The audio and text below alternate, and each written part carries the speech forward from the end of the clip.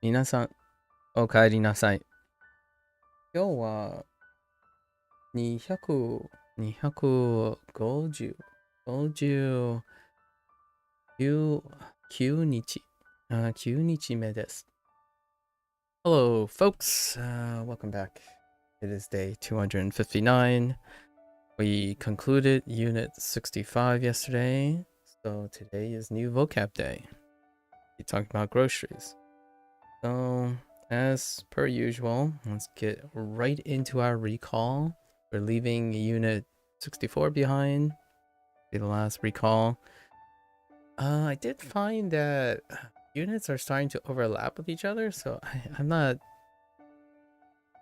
entirely sure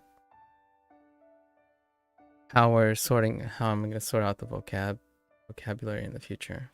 We'll work on that. All right then. All right. さあ、始めましょう. Right. Let's go into reviewing. I think the recall is fairly short this time around. Well, it can be as long as we like it nowadays because lots of relevant. Again, it's hard to separate the vocabulary. Plenty of overlapping vocabulary. So our goal nowadays is to sprinkle in here and there anything that kind of suits me, trying to develop and build bigger blocks, right? Bigger blocks. For Unit 65, we took the categorization approach. Use something as a core inspiration, so usually that's the noun or the object, like the subject object, and then associating with some sort of adjective, predicates, both, and then maybe if there are any grammatical phrases or something. So let's start with very particular ones. Particular ones I'll start with because they're kind of exceptional at the moment. Very limited in usage.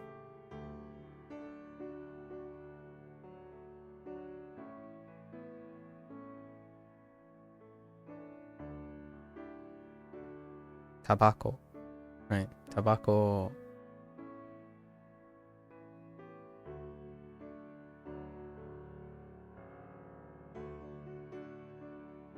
Su.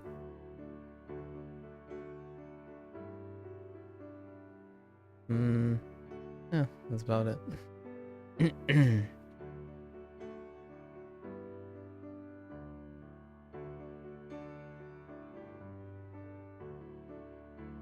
Botan, right? Botan.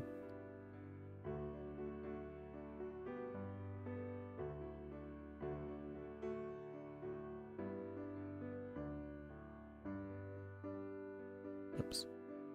Wait, that's fine. Marui.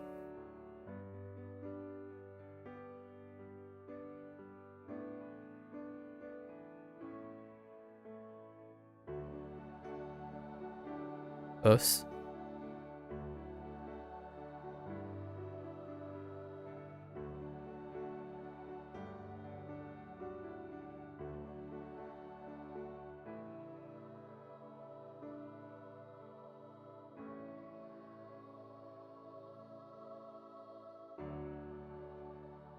Oh. This character though.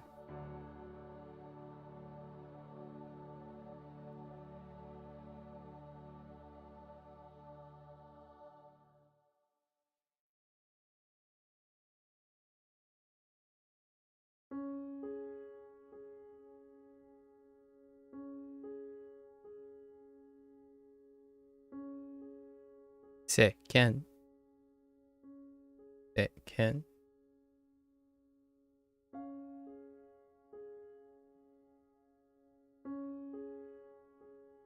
Scout.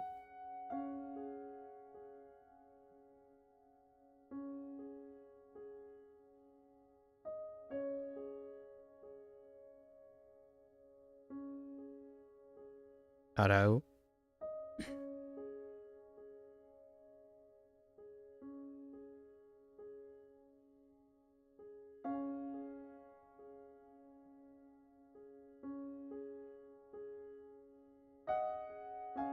箱。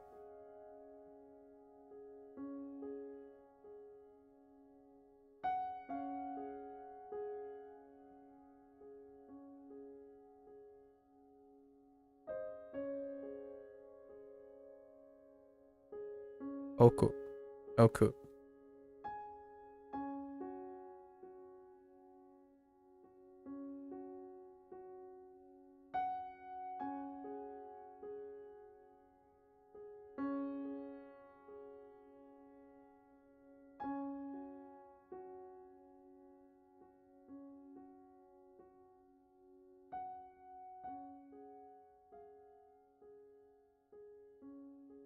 ポケット。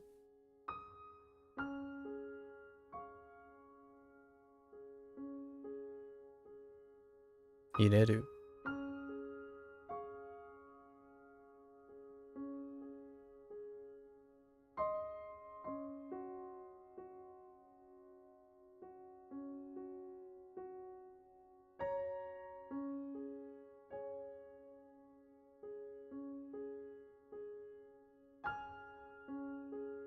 名前。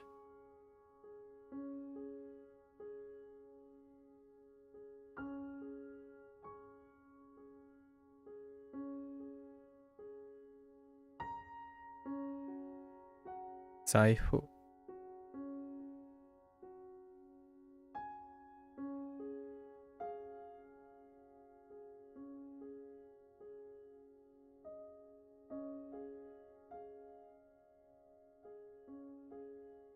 鍵。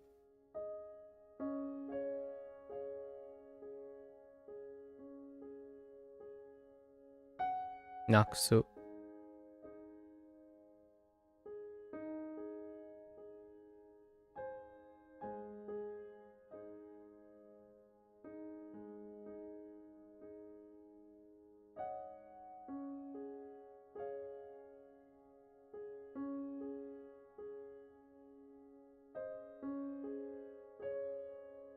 忘れる。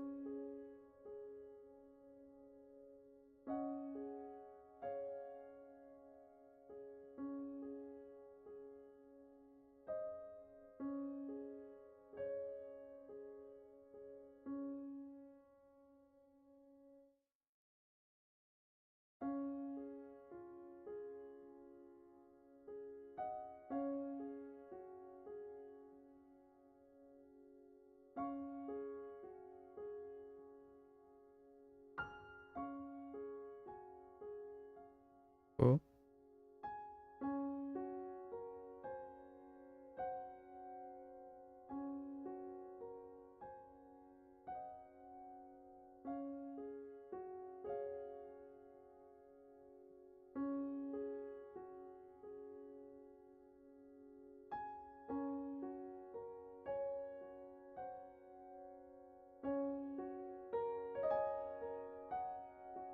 薄い。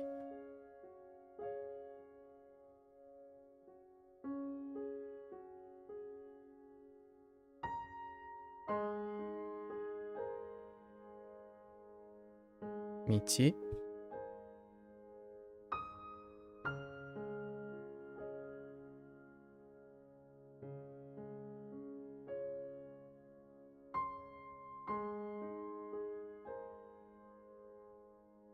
足。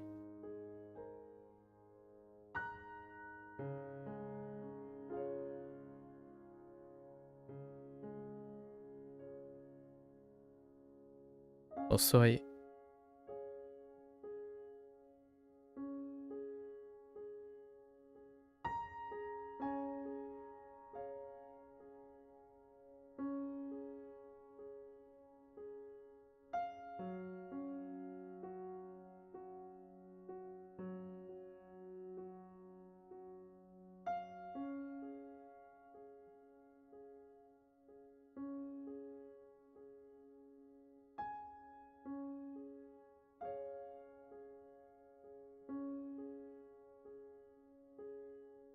色鉛筆。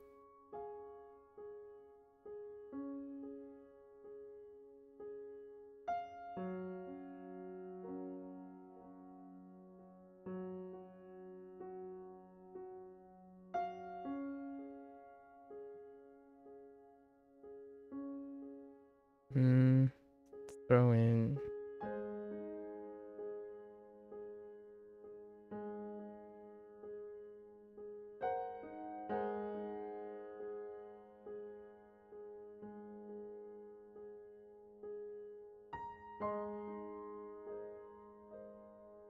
Isho.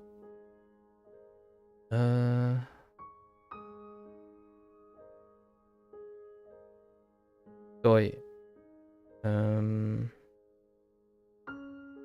Doi. Doi.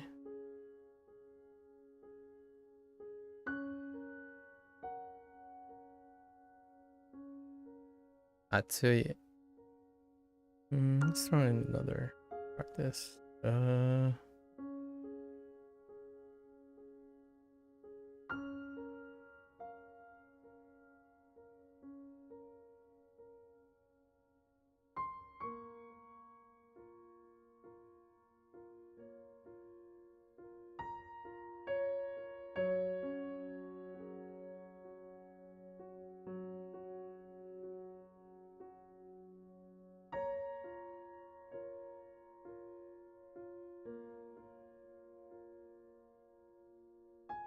Gyokasho.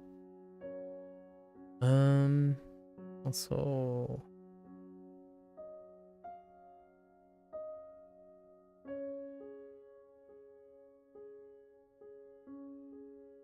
Kami. Kami.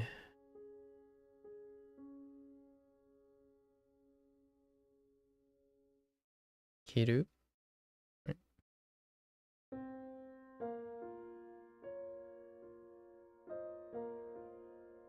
Futsu. Ni. Do we have one? Oh, like scout. Got that.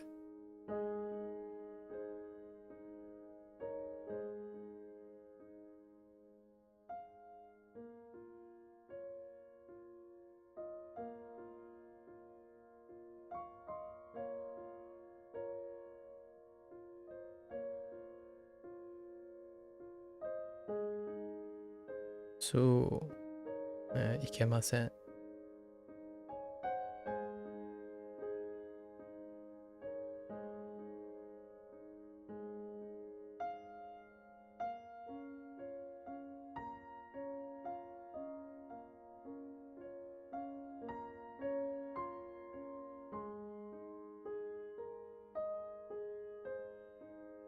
Okay. All right. Unit 64. What are we leaving behind? Oh, getting around buildings. Oh, I like this one. This one was great. It flowed really well.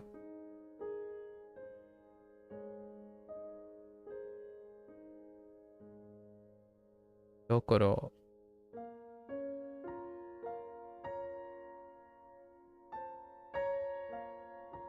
Michi. Michinaka.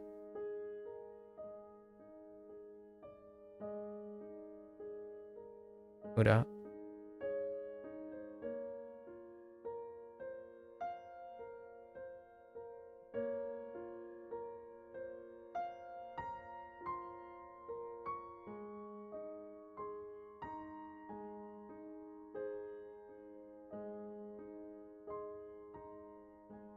Jidosha. Jidosha.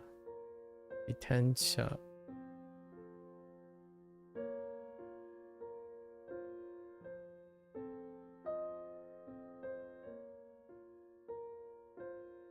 Oh, that's a little rough.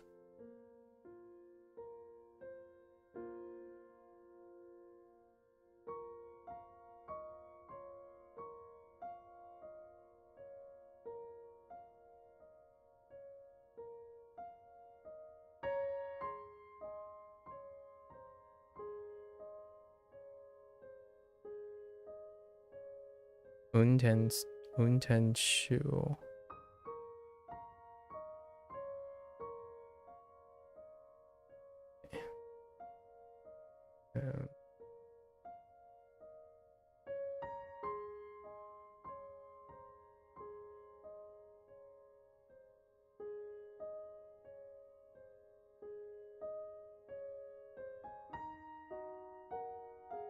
Ipu.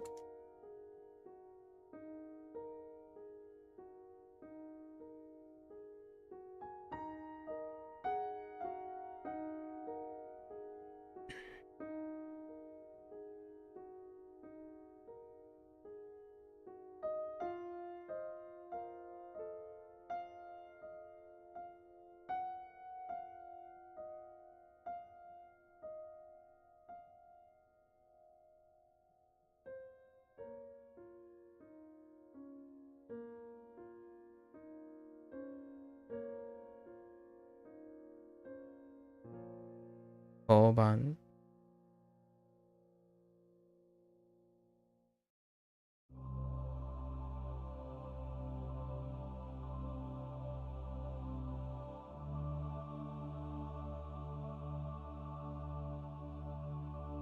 Abunai.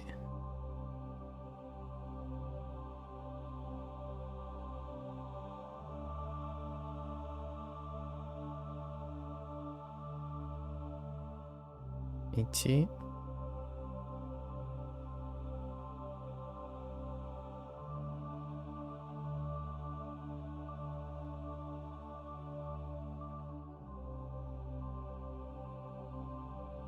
Oh, my eyes keep strobing today a little bit.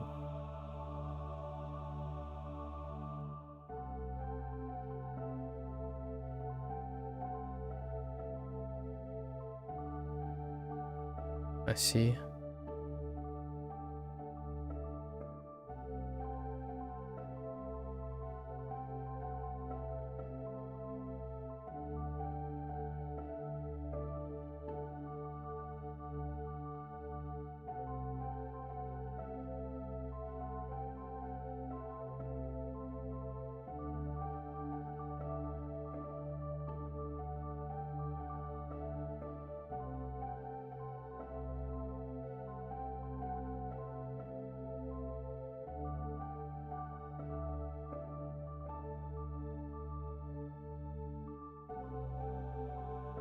Toshokan.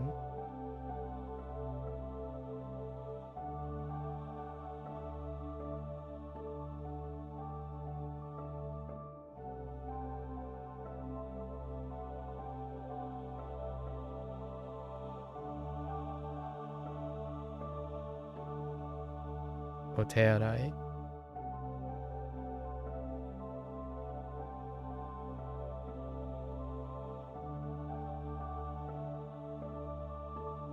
Oh, I can't actually see that very well.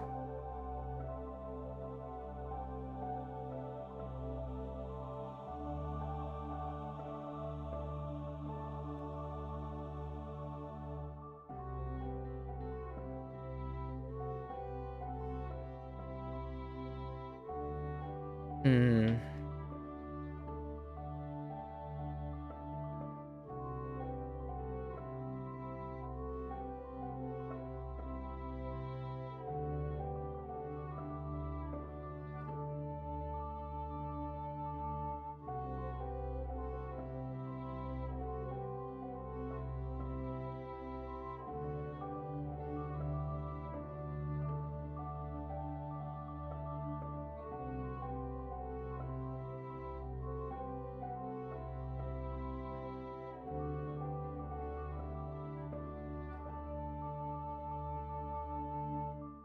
Tatemono.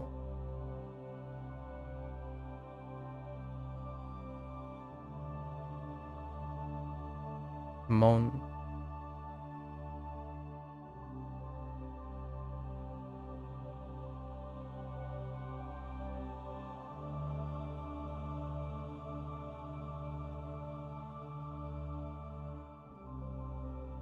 Genkan.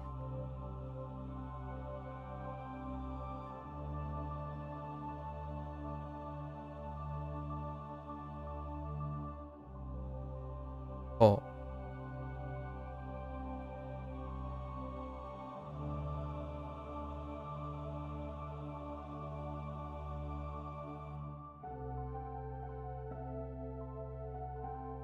Roka.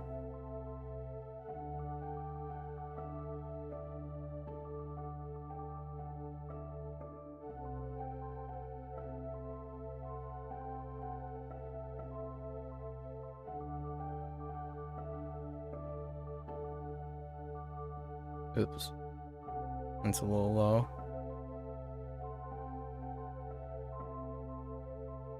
Aidan.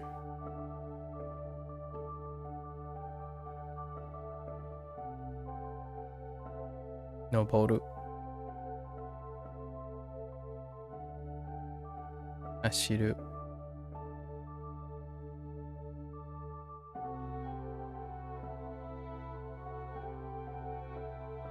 Aruku. Aruku.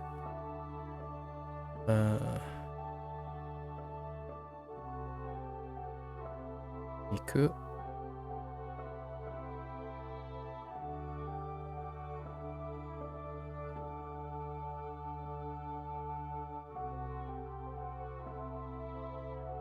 Aku. Akeru.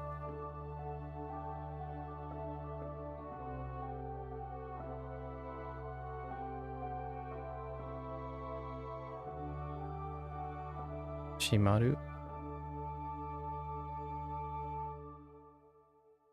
Shimeru.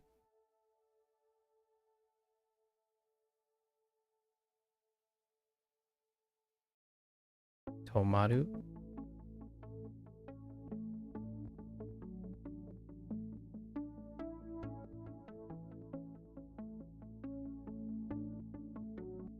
Nani. Nani mo. Nani ka. Nandemo.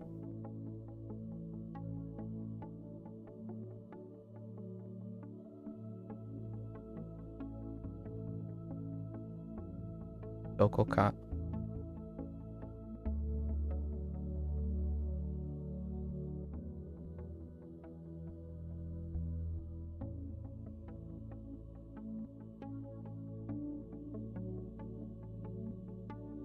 Daremo.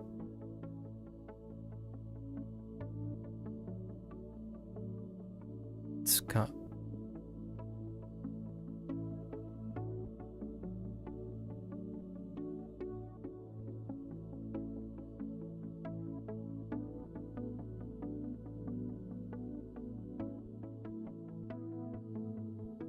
All right, I think we're good. Eyes are a little bit worse for work today.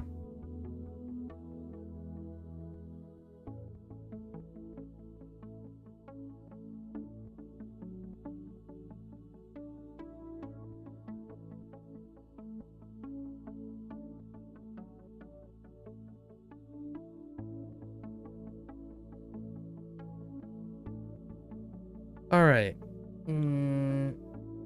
Hey. All right. New unit. All right, groceries. Let's go look at the guidebook quickly.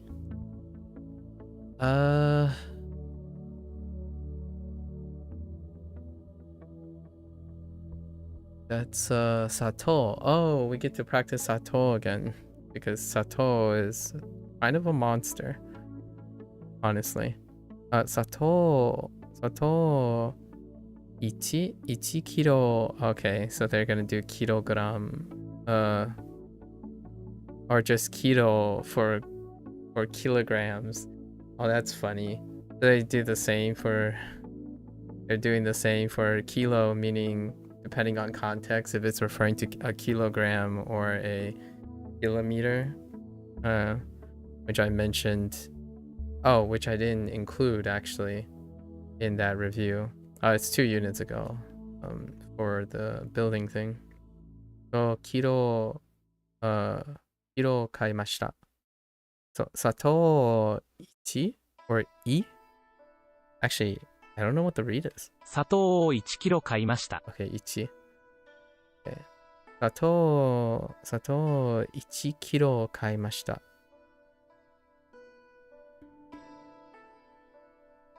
Is that...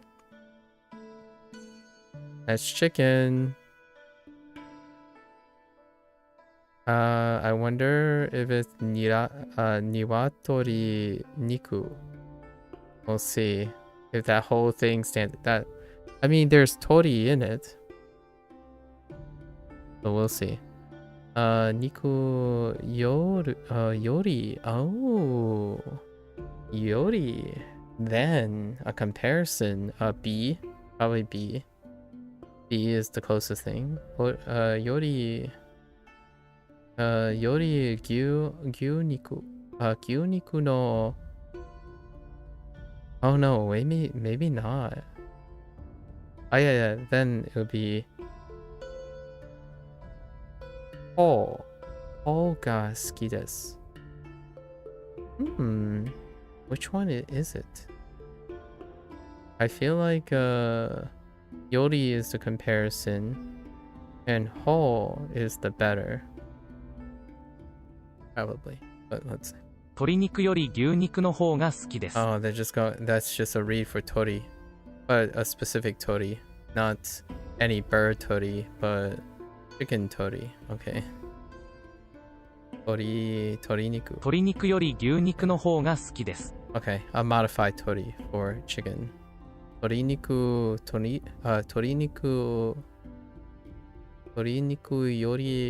gyū niku no hou ga suki desu.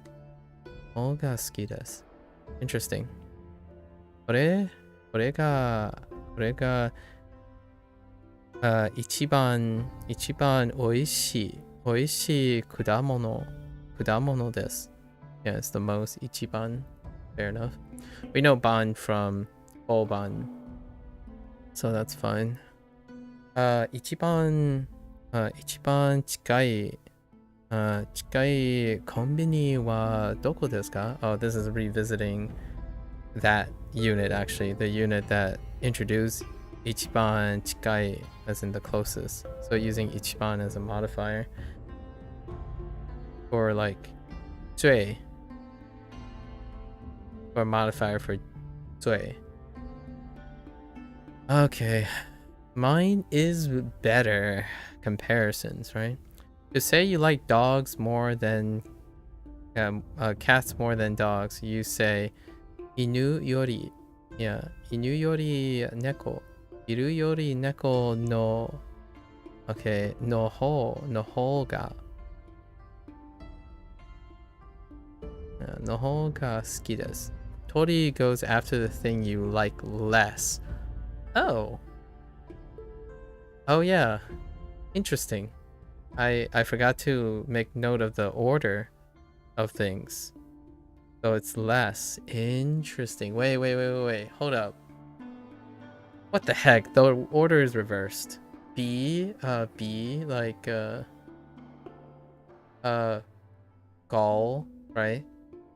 Gol B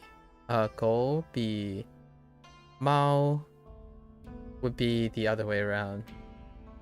Are dogs more than cats?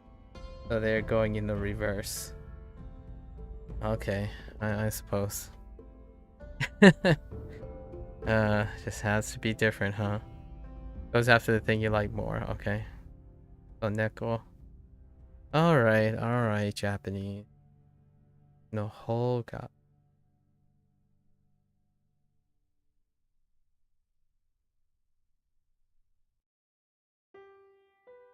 Zubon yori doresu no hou ga suki desu. I like dresses more than pants. Fair enough. Zubon. You can do the same thing with adjectives too, which is bigger, better, faster, stronger. Yeah. Okay. Kono boshi. Wait. Yes. Kono boshi yori. Yeah. Kono boshi yori sono. Okay. Kono boshi yori sono boshi no hou ga kawaii desu. Okay. So that hat is cuter than this hat. Okay. Alright, Japanese. Fine. You want to do it in the reverse order? Actually, yeah. So English and Chinese go from left to right in terms of the greater and less than. Go from left to right. Japanese goes from right to left. Alright, fair enough. We gotta keep that in mind. 売りました。 Urimashita. What is urimashita? Uru. What does that look like? Huh. We got a new predicate. It's a shame predicates aren't logged, so that means I gotta make a mental note of that myself. Uru. Oh, right. Uru. No wonder that looks familiar. It's the cell. It's one of the Shashinko ones. Or this. Uru. Okay. So, Uru, I guess we're gonna get Kau. Kau and Uru. I mean groceries, right? Groceries. Urimashita. 売りました。 箱。 熱い。 石鹸。 丸い。 売りました。 売りました。 起きました。売りました。 Just kidding. Butter. Butter. Oh, we already had butter. バタ Butter. Aw, it's kind of like a pancake. It's kind of like a dango. A dango neko. バター。 Butter. バターをたくさん入れました。 Butter をたくさん入れました。ね？たくさん入れました。Oh, okay. Like making something. I'm like thinking about groceries. Like, why are you putting lots of butter in what? At a grocery store?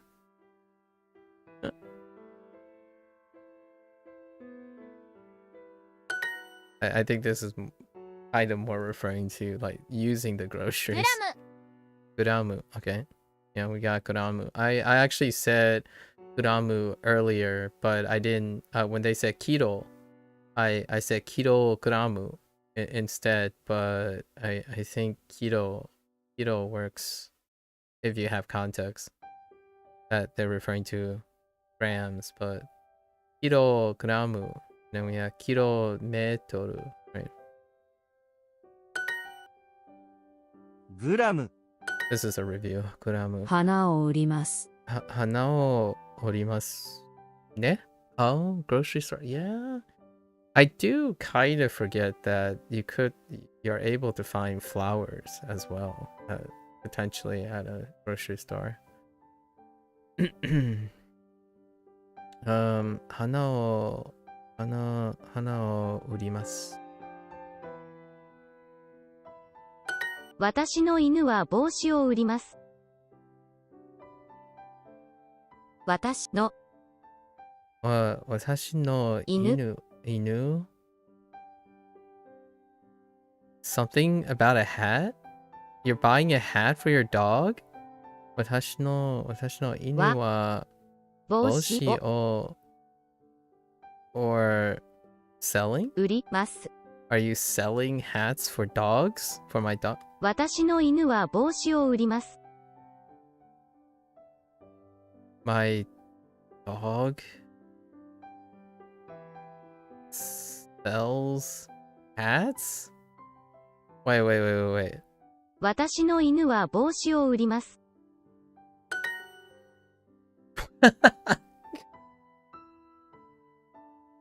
Sorry.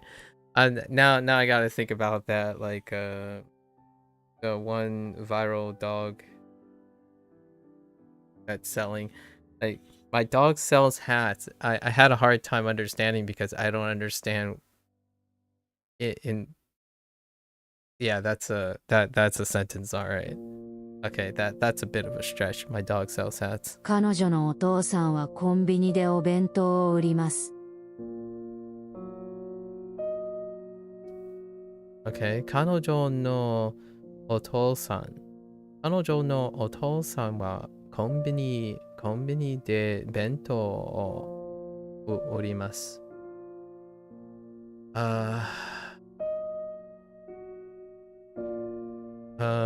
彼女のお父さん売ります。コンビニで弁当 is sells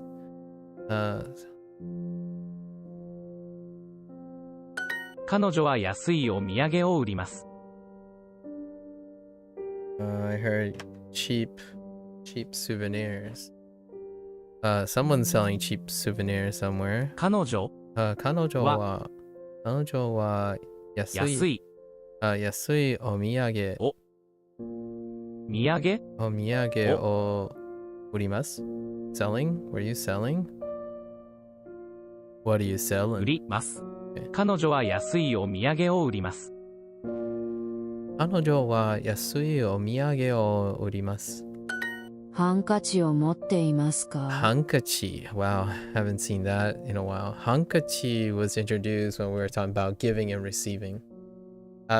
Specifically, their example was to give a handkerchief to Sobo. Sobo ni hankachi をあげる。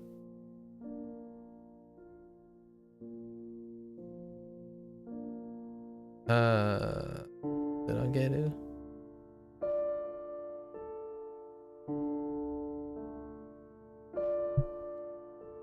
Maybe it was. Yes, I get it. ハンカチを持っていますか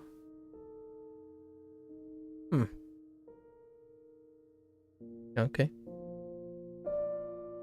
Just passing through, but curious about your learning process. Are you only doing Duolingo? Is this day 155 from knowing 0?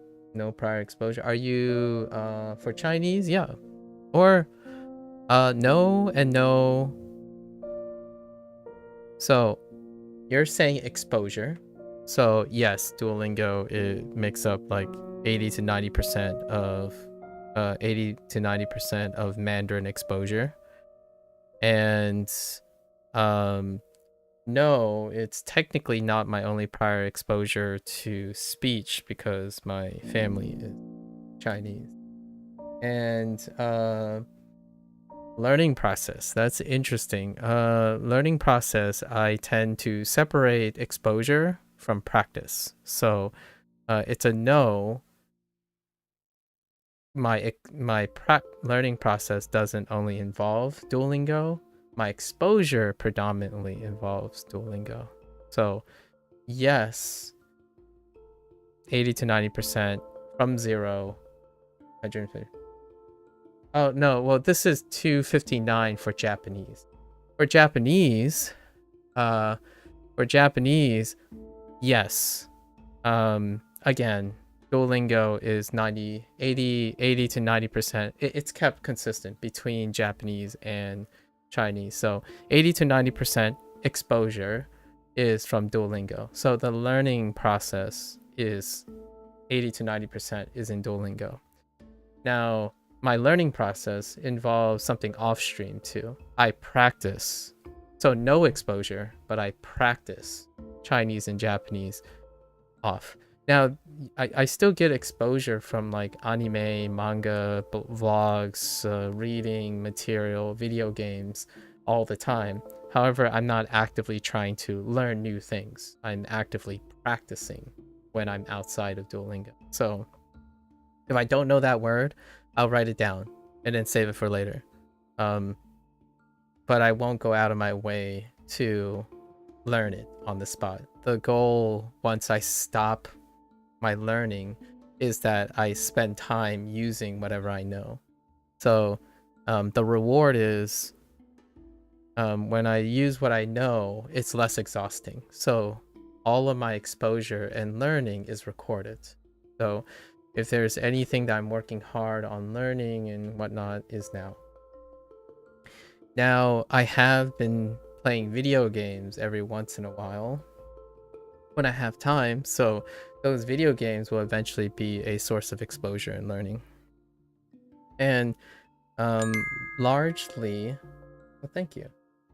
Largely, they're going to be integrated in the future. So like using LLMs to write proses, learning how to journal or whatever in general.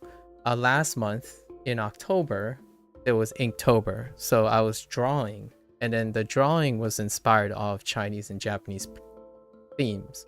And those things, I ended up learning a couple words, like 30 or so words for both Chinese and Japanese. Some of them were review. So that's kind of the idea. Every other activity I'll use as a way to practice and or expand the exposure. Largely though, I have to give a big disclaimer. If I'm not doing exposure, as in like learning for exposure, through exposure, I'm generally practicing. So practicing means like saying hajimemashite over and over again to an imaginary person, or hearing hajimemashite and realize that that's exactly what it means, that kind of thing, right? With that said, hajimemashite. That's kind of probably sums up the things. Duolingo won't be forever, obviously, because there's an end to the course, and then we'll do like some maintenance. But for now, it hasn't even been a year, right? Yoroshiku. How about you, Mark Stans? How are you doing? Are you interested particularly in Japanese, Chinese, maybe even English? Actually, I find this very refreshing. By no means, I want to make a big disclaimer. By no means did I choose Duolingo based on its like efficacy, or its efficacy was an afterthought. Most of the time, I chose Duolingo because it was convenient. You can stream it. There's community, right? And then also Duolingo does something that I agree with a lot of people, that are archaic. Like, it's great for child learning, like youthful learning, the old school like school translational model. Because I don't do that anymore, I decided to start with Duolingo, because it gets me to do something about learning that I haven't done in a long while. And I find learning is my passion, and constantly doing things that I don't typically do anymore makes things far more interesting than doing things that I would be doing. So like, if I had a job that forced me to efficiently do something without needing to reinvent my learning strategies and whatnot, then I probably wouldn't start with Duolingo. I'd probably pick up a Genki textbook, immediately transition into Minna Nihongo, like the series once Genki is out. Probably break up a lot of flashcards and then immediately transition into some sort of tutoring service or like some sort of interaction with the instructor, right? That's probably a way to be very efficient and practical.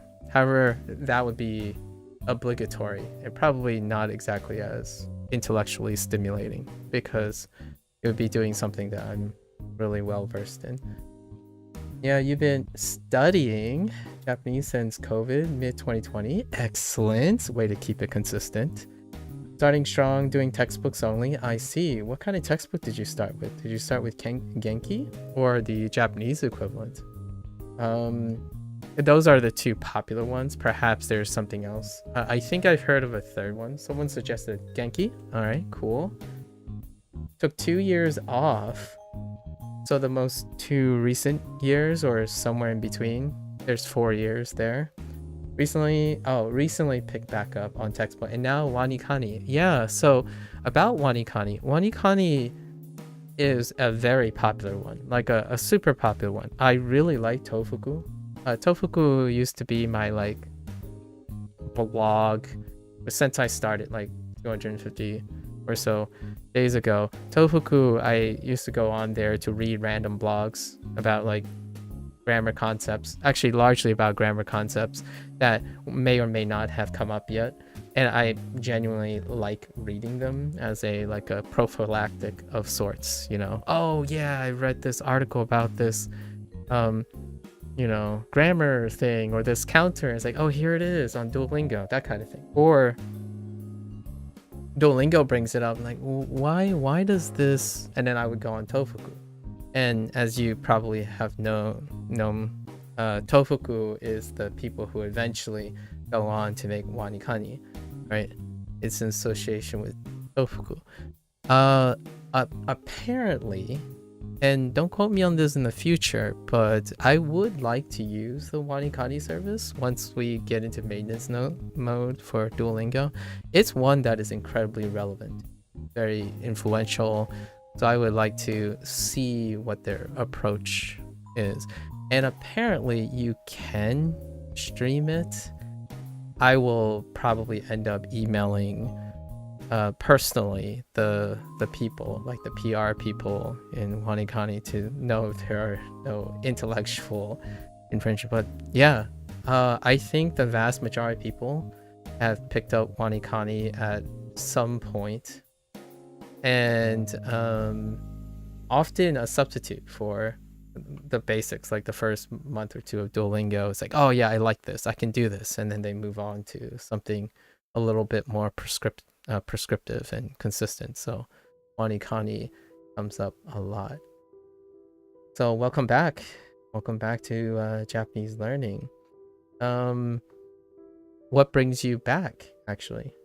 Yeah, you like building up vocabulary, but starting to wonder if I should pair it with an Aki deck with sentences. Aki is definitely the other source of use. Or no. This is it goes without saying that if I didn't want to be distracted by talking about things, I wouldn't have been streaming. Mark. Like, it goes without saying that I prefer to have distractions to talk about studies. Like, I get through my studies regardless of like how long and whatnot. I think the talking thing is the bonus. I would that is my intent on the whole streaming thing. Not necessarily like for the sake of studying. So it's about studying and about the learning process. So your questions really orient the entire purpose of me streaming this journey, the creative process and the commentary, sharing like ideas. And like a lot of my ideas come from these discussions, largely because I personally, as a singular person, do not have enough time to experimentally, try all the tools and whatnot. So the goal is to consistently make myself available to curate and pass along other people's information and whatnot, as to embellish the amount of alternatives that people have to keep motivated. Personally, it's not any particular one method or tool.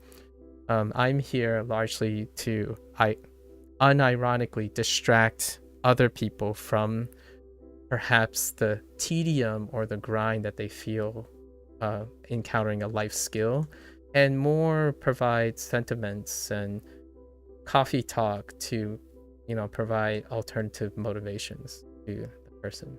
I personally find talking and quote-unquote distracting myself from my studies incredibly invigorating. It double downs, it increases my vigor and energizes me to push, to go even further. Otherwise I wouldn't be doing this, honestly. Like, what I mean is language learning will falter in the face of diminished motivation. Right. Long story short, you hosted a Japanese foreign exchange student for a full year 25 years ago. Aw, that's cute. We lost contact, so my ambitious mission was to learn Japanese and find her. Aw, 25 years ago. I have a kind of similar story, but I wasn't motivated to learn Japanese, but this is the closest anecdote that I have. Has it been 25 years? Let me think. 25 years. That would make me... No, not quite. It has been... Ooh. It has been 15 years since I've met I think it's Kimiko. I think their last name was or Kimiko was the memorial. So I went to a college, and one of the students unfortunately had a tragic accident, but their family, the school wanted to honor her as a student, and the existing family members wanted to start a scholarship, right, in her name. And when I was attending this college, I received a scholarship. And at one point during the 4 years at this college, I was able to meet with them. And I remember saying things like, this is the very long story short. I remember they asked me, oh, so what you're interested in, right? And their English is pretty fantastic too, because at the time I don't know how to speak Japanese, or any form of Japanese. And I remember mentioning anime, right?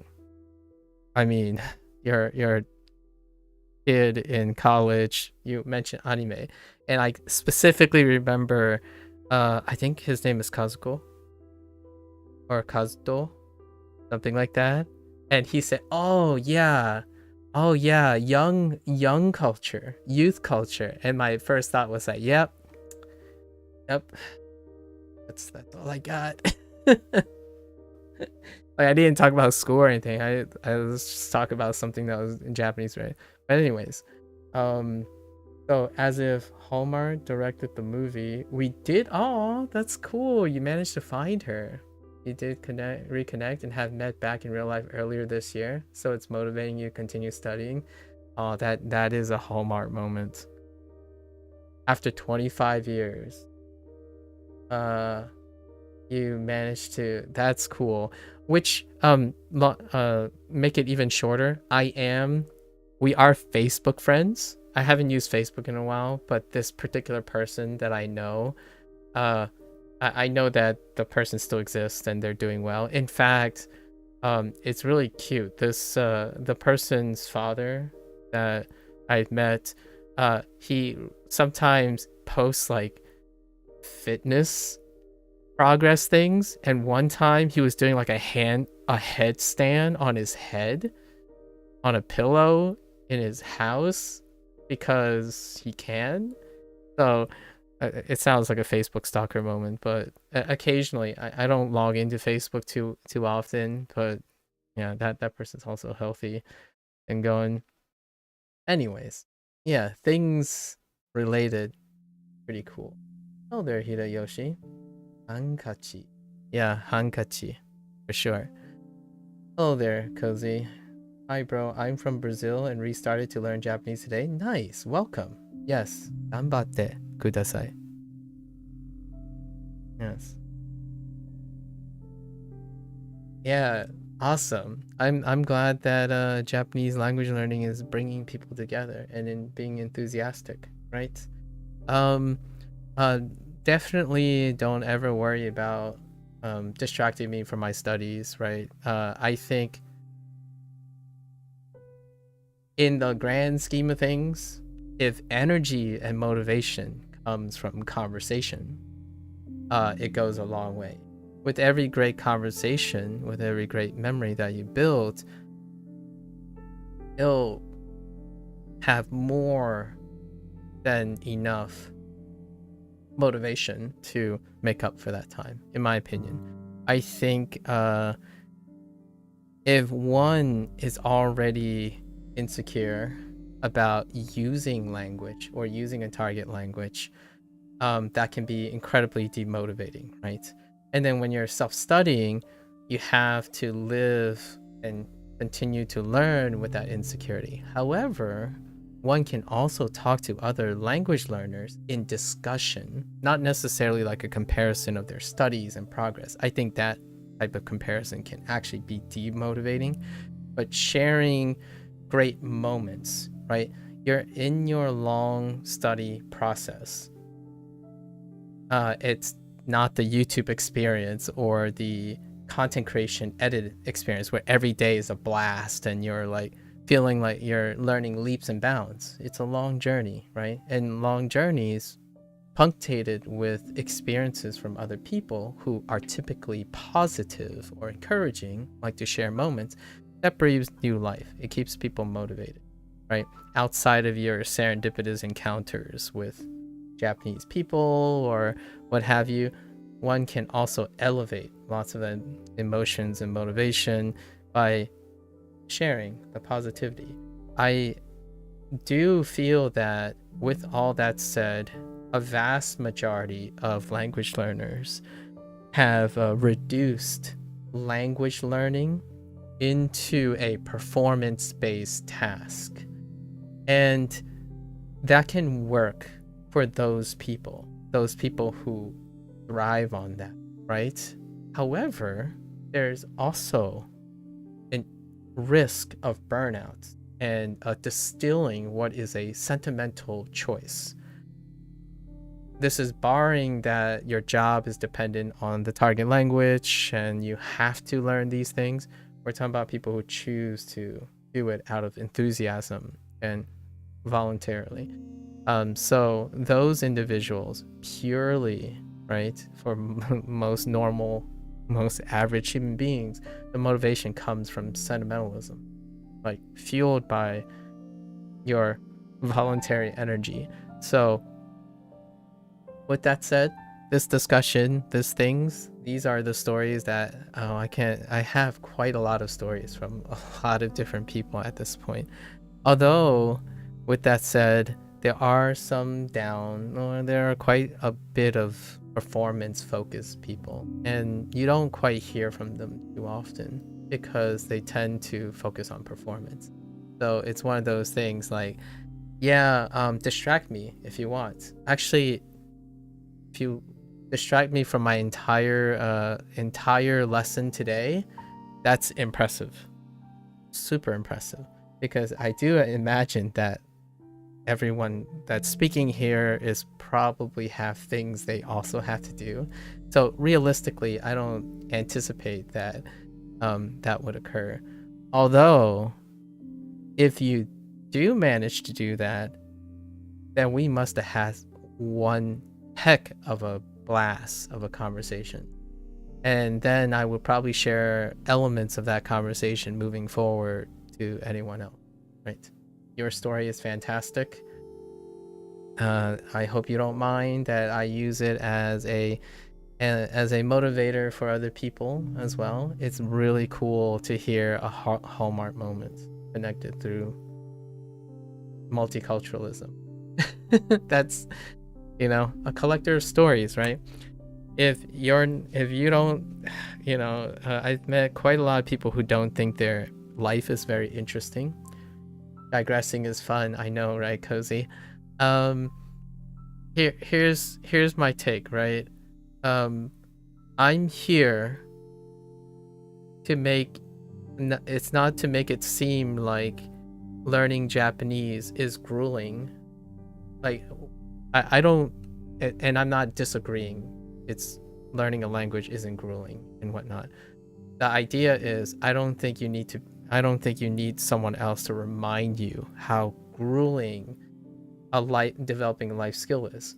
I think there is ample room for people to remind you that every day can be an adventure with other people. So find your best friend or find someone and do some shenanigans. Go make some mistakes. You'll probably remember how they're mistakes and how they're corrected and whatnot along the way. I think it's a very lonely place to develop a life skill that involves interpersonal communication skills alone. However, if that becomes an inevitable barrier, I also participate or I demonstrate self-talk, right? Like the idea of self-talk live. So a lot of times this might be misconstrued as me asking for help. But generally speaking, when I'm learning, I also engage in self-talk, which did have problems with people empathizing with that idea, where like if you're uncomfortable with talking and distracting and being distracted and getting frustrated by getting involved with other people, then it might not be for you. But for me, learning and being consistent is aided by collecting stories and sharing thoughts. I do not believe in, as a personal background, in science, if one does, in my opinion, scientific research in isolation, that is prone to have many, many more pitfalls than what classical science is done in the presence of their peers, right? Peer review and whatnot. So naturally, I treat language learning as a process, as an adventure. So I don't go out making a plan of what I'm going to do the next 2 years, at most the next month, and expect that due to the interaction with peers and interaction and unforeseen exposure, you slowly modify your approach over and over again. So my current existing learning process with integrating Duolingo for Japanese and how to balance that and integrate Chinese learning with my Japanese learning is a process that I did not plan in day one. So everything we talk about now is not reflective of what I did in the first month and the next month. Learning Japanese is fine learning. The English cognates is grueling.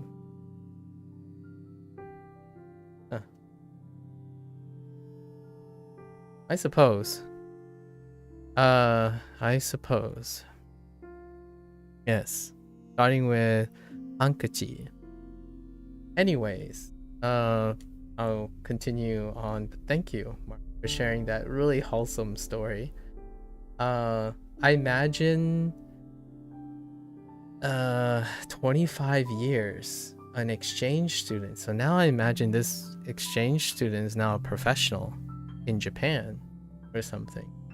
Wow, 25 years. That might make you my senior as well. For the record, Mark, I don't often meet a lot of people my senior, and it is a very cultural difference that I appear, like how I address people who are clearly my senior. I imagine your interest in the Japanese language and interacting with this person probably gave you that impression too, especially from someone from an Asian culture. Yeah, she has kids that have graduated university. Oh, dang. She's definitely a much different interaction with. So definitely a much different interaction with her now. Aw, that's awesome that you get to see like a vignette moment, be what became of that interaction 25 years ago. I haven't lived that long yet, where okay, maybe it's possible that I could possibly reconnect with some students and see where they are 10 years ago, and 10 years from, like, it's been 10 years for some of the students that I know. That'd be really cool. The inverse is also true. Her memory of me is when I was a child, so I imagine her seeing me with my kids is also a lot of a shock. Oh, so you were much younger. I thought you might have been the host. Like, I mean, like the host guardian. So maybe we might actually be of similar age based on your I'm 37, by the way. And age is very important to me. So I don't want to give it, I don't want to say age is important to everyone. Age is very important to me. Oh, I'm your senior. Okay. Wow, so you must have met her relatively young. I figure you might be like potentially in your 30s, being 25 years. So like maybe a teenager needing another exchange student. You're 35? Oh yeah, we're similar. Yeah. That really does put things into frame. Huh. That's really cute. So she was I'm guessing she was a college student at the time. I'm thinking of American foreign exchange things. You can kind of host high school students. I think a lot of times the host tends to be university students. She was 18 at the time. Oh, right at the finishing high school. Okay, I see. Yeah. Oh, that's really neat. I don't think I've ever. I really like the Japanese culture and whatnot. Like it's have often been at arm's length. So I myself have not specifically have been acquainted directly, like on a personal level, with anyone who is from Japan. I have been acquainted with other Japanese internationals professionally. So if they're not talking about science, then that's as far as it goes. Otherwise, yeah, haven't. I'm in ABC, so I'm American-born Chinese, and the closest interaction I have with other people of Japanese are a diaspora. So it's similar but not quite the same. Asian diaspora, especially in the United States, have like their own microculture of how they communicate with each other. So it's a incredibly like night and day from meeting an international. So that's the closest I've got. Not that I've ever used Japanese at the time. I was not competent. We are generally diaspora tends to prefer to use English most of the time, especially in the United States. But here we are. Language learning. Excellent. Yeah, to give you an idea on how long this has been, it's been 259 days, right? 259 days. And we consecutively done all of that outside of 3 days for a wedding. I was away for a wedding sometime in October. And that's about it. Yeah, the authentic Japanese culture is fascinating. Something that's difficult to find in the United States. Yeah. The Japanese culture itself is they're different, obviously, right? Japanese American culture, as I see it, runs quite parallel with Chinese American culture, including Vietnamese and Korean, and Filipino. However, was I talking about?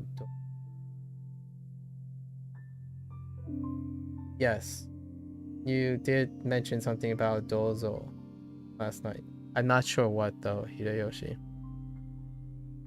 Well, my just passing through turned into a longer stay. I'll have to make a return visit. Yeah, no worries. No worries. Yeah, thank you. Anytime. I would love to hear your adventures. Like, if you ever have a brief time, I would love to hear like stories. Make your life sound exciting, you know? I'm a collector of stories, alright. Yes. Ganbare, ganbatte. Right. Ganbare o. Yeah, I was like almost passed out drunk. Oh, you were drunk. Oh, Hideyoshi, okay. Yeah. Take care, right? Take care. I'll catch you around.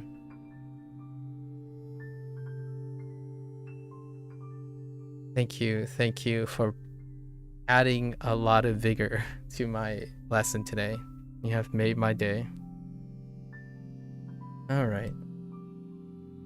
Yeah, they were using Zol for statue. Yes, that's right, the statue. That's right. You mentioned statue. Hideyoshi.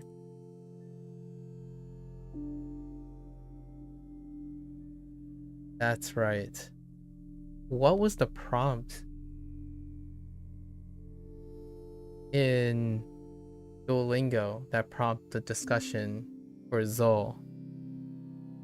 I think was it? Oh, it was off. It was off. The categorization. Tatemono. Our discussion of tatemono spiraled into something that dealt with Zol. That was the first comment you made yesterday, and we were talking about like the other stuff too. So I threw in like koubutsu. You picked something that had butsu for the reading of mono. Doubutsu. That's right. Doubutsu. Yes. Yeah, doubutsu.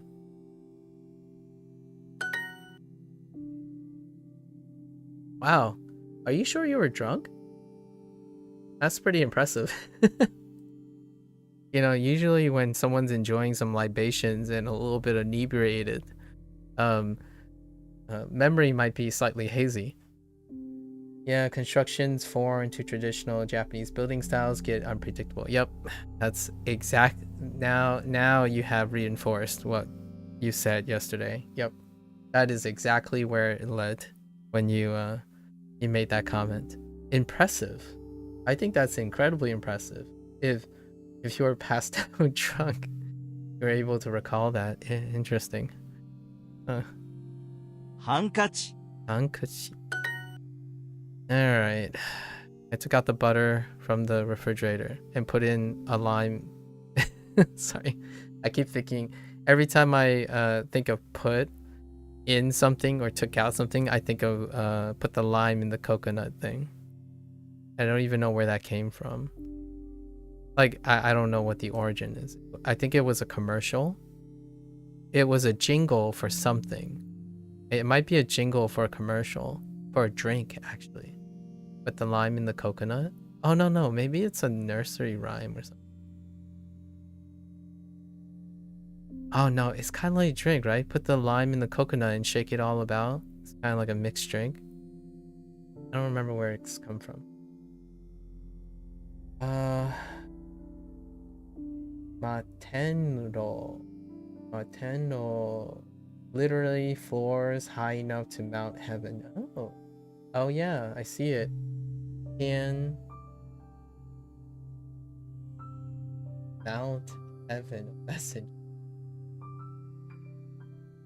Oh, I see floors. Some references to floors in those characters. Skyscraper.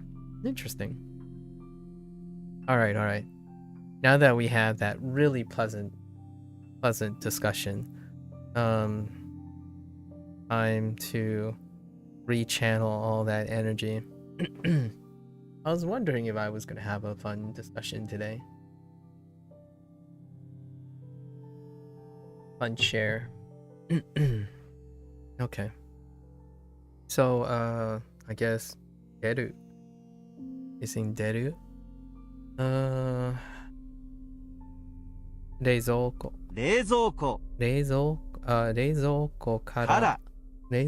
からバターを出しましたね。出しました。バターを出し。Oh, dashi. Sorry, dashi. Because dasu because transitive. Dasu. また。出しました。Dasu. Not dari, not deru, which is interesting. Yeah, dashimashita. Right. Dasu. Oh. Bata o reizouko kara. Oh, okay. Yeah, I suppose. I think Chinese is getting the best of me here. I'm starting to like put position first for the action. So I keep saying position, like, oh, you're gonna do this action. Oh wait, but we gotta establish where this action is happening. Right? What is it? 滨江里 Oh no, but then the rest doesn't make sense. It's fine. Fine. 冰箱那酱冰箱里 Okay. My mom bought a cute handkerchief. Alright. かわいい。かわいい。かわいいハンカチ。ハンカチ。ハンカチを母は母はかわいいハンカチを買いました。買いました。100 grams. Okay. 重い。全然重くないです。100グラム。100 100グラムグラム。100グラムは、重くないです。全然重くないです。全然重くないです。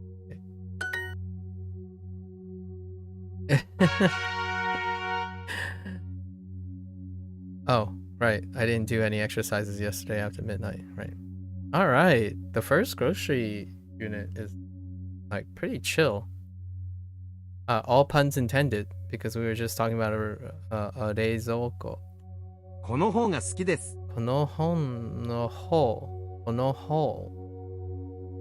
好きです。この方が好きです。This is where we do comparisons soon. この方が好きです。So I like this. I like this more. I like this one more. Yeah, it's implied. There's no subject. There's no like thing, but kono works. This one more. どれが一番安いですか？どれが一番安いですか？どれが cheapest? Which one? Sure, because implied again. これが一番おいしい果物です。石？おいしい？これが一番おいしい果物です。これが一番おいしい果物。果物です。これが一番おいしい果物です。果物です。いつも教室で一番前に座ります。いつもね。教室。いつも教室で一番前に座ります。I sit in the front. In the frontis. The frontis. I always sit in the frontis of the class. Sorry. I read that as frontis because of ichiban mae ni. I sit at the front of the class. I always sit at the front of the class. At the very front. Oh, okay. Alright. I was like, how do you express ichiban mae ni? Ichiban mae ni. The very frontis of the class? Or like the frontis, the most front? The very front. English. Yes, English. I'm really good at English. Right? By very good, I mean I'm terrible. Like, who's... I would probably say the front is the front. I'm not sure the very front. Okay. I always said the very front. This goes in, I think this rivals so. When they say like, oh, this is so bad. Or this is so good. Like, I don't use so that way as well. And sometimes they do. I'm like, wait, amari ne? Oh, I don't see very anywhere. It's like totemo. I don't see very anywhere. And then they were looking for the word so. Like, this is so good. You know, totemo ii desu. I'm like, what? There? Yeah. Yes. English. 彼は僕より4つ上です。彼は僕より4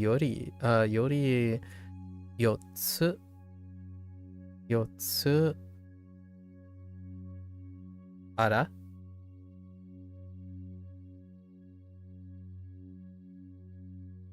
That's supposed to be old?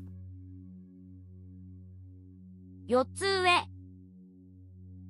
Interesting. 4つ Oh wait, I need to... Which read is this? Ue?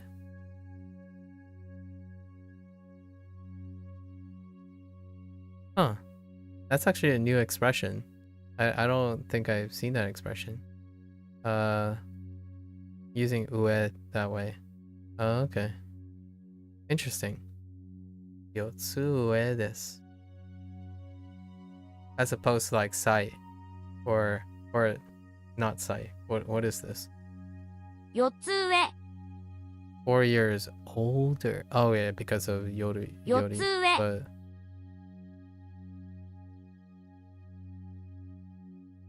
on top of interesting. It has a very Chinese feel to it, doesn't it? Yotsue. I'm gonna have to write this down somewhere. Let's see if there's an entry for it. Okay. Ue, above, over, up, no. We're using it more like... Which may take the generative case particle. No, not this. Better, higher position.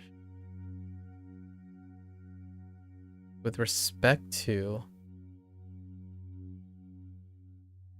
Interesting. With respect to, in terms of as far as is concerned. Oh, no, that's not what I'm... Sense now because... Okay, after, upon, on...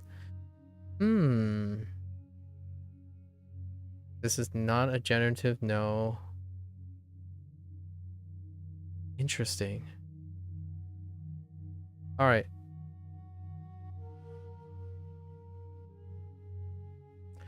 I think in terms of is kind of interesting. Yes, more experience on the job than I. Yeah. So I think we're doing more of a... Oh, no, maybe here. No, that requires a generative no. Yeah. So maybe it's this? Okay. Interesting. Yori is the comparison. We saw in our guidebook, Yori. Okay, okay. So is 4 years older than Boku. And Boku is less. So Boku less than and wait, hold. Oh, that doesn't help with that other structure. Okay, that's fine. That throws a wrench in things, huh? I guess it's implied that there's a subject. That guidebook is kind of deceptive. This would violate the order. It's fine. スカートよりズボンの方が好きです。スカートね。スカートよりズボンの方が好きです。より。スカートよりズボンね。ズボン方が好きです。好きです。の方が yes の方が So this was the structure that was introduced in the guidebook. Although that last one kind of throws a wrench in the generalization of this one. スカートよりズボンの方が好きです。So I like pants more than skirts. 今日は昨日より寒いです。今日はね。今日は昨日。Oh, yeah. See, they're deliberately doing it. 今日は昨日より寒いです。They're deliberately swapping it up in a different way. That's kind of neat, though. So this is actually saying today is colder than yesterday.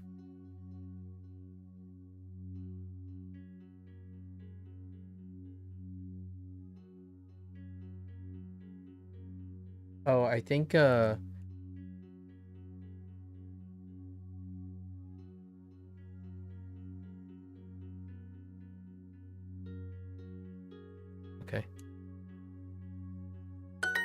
ダイヤモンドは綺麗です。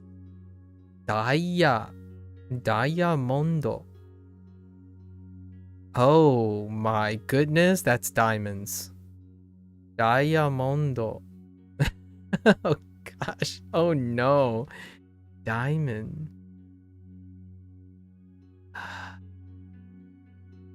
Wow, so they didn't go with diamond. Like diamond. Like diamond.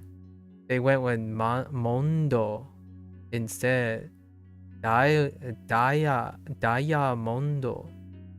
Wow. Holy heck.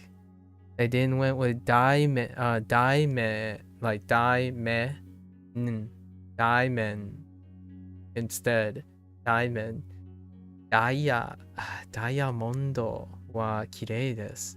Oh, that's gonna be a tough one. I don't think if I heard diamondo, that almost sounds like diabolical or something else. Oh boy, I would have trouble with diamond if I didn't see diamond down here.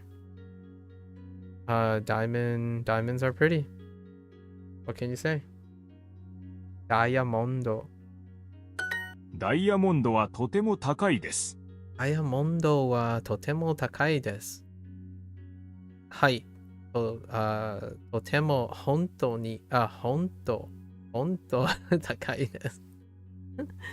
Unless you get the quartz, then they're not diamonds though. What? Wait, we're talking about doing groceries. What does what kind of grocery store is Duolingo talking about? This unit is not about talking about groceries. All right, I'm just gonna go to the grocery store, the kombini, and pick up a diamond while you know, right next to my a bushel of bananas. You know, that's where we're going here. Don't worry. It's like, hey, I'm just gonna hit the grocery store. I'll bring back a few diamond rings. Don't worry about it. With my side of bananas.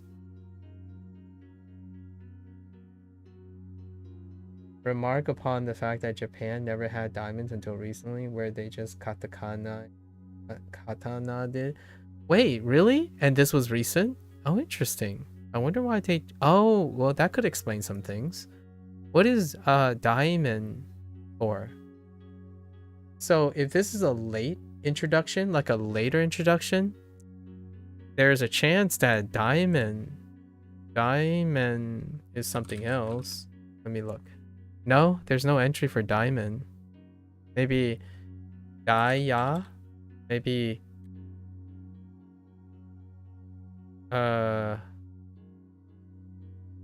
Gaia then? No.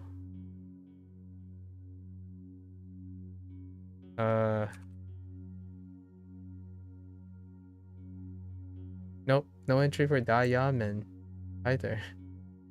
Interesting. I think China had natural diamonds. Oh yeah, I would anticipate China had some natural diamonds. Although Japan is on a fault line, right? A lot of times when you have like places of tectonic, I'm not a geologist or tectonist. I don't know what you call them, but usually when there's a place with high compression and like tectonic movement, usually they're repositories for minerals, like heavy, like high carbon minerals like diamonds. Although obviously the surface area of Japan is quite small. I am not surprised that China has diamonds though, natural occurring diamonds. Interesting though, there's no entry for a diamond. Diamonds associate with CO2 rich fluid inclusion in, yes, I understand how that stuff. And there is stuff in Southwest Japan. I see. Interesting. このダイヤモンドは祖母にもらいました。このダイヤモンドは祖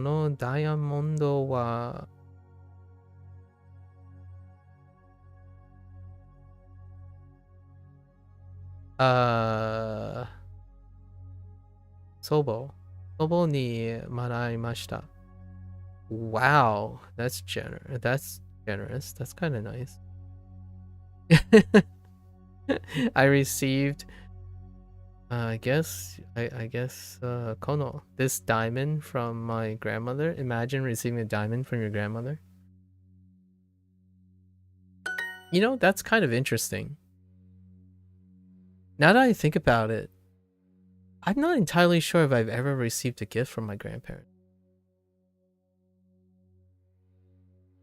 Other than like the linear aspect of causality, right?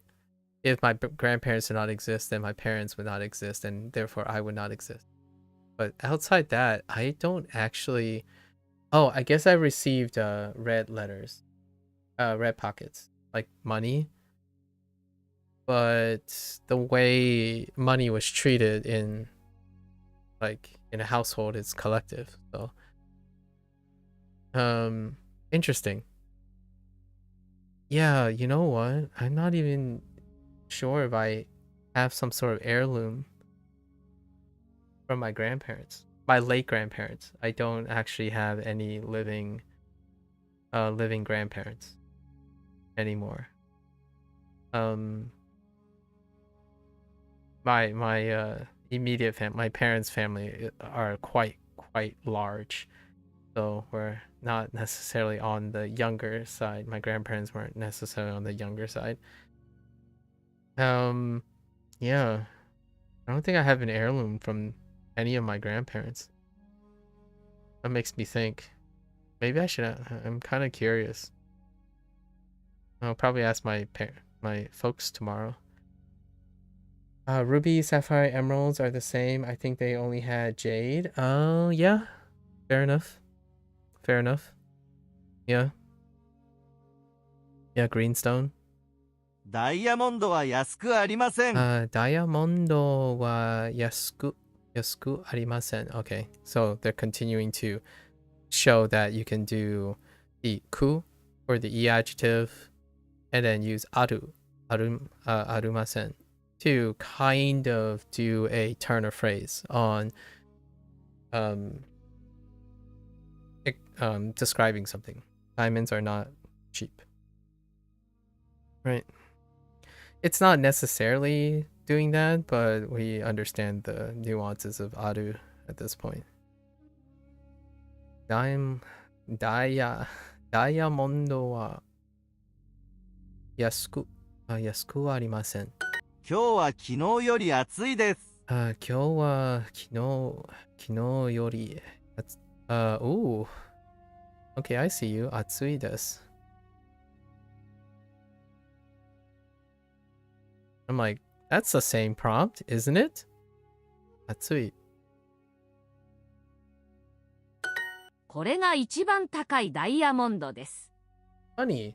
Speaking of greenstone, I have a keepsake from New Zealand, Ponomu. Ponamu from New Zealand.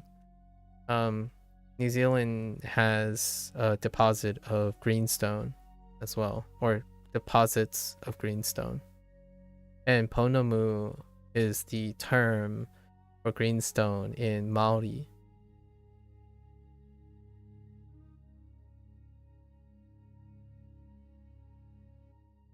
Yeah, Japan never had aluminum cookware. Oh, that's an interesting trivia. I hadn't even considered that. They wouldn't have anything like sapphires. Oh, I see. これが一番高いダイヤモンドです。ダイヤモンドです。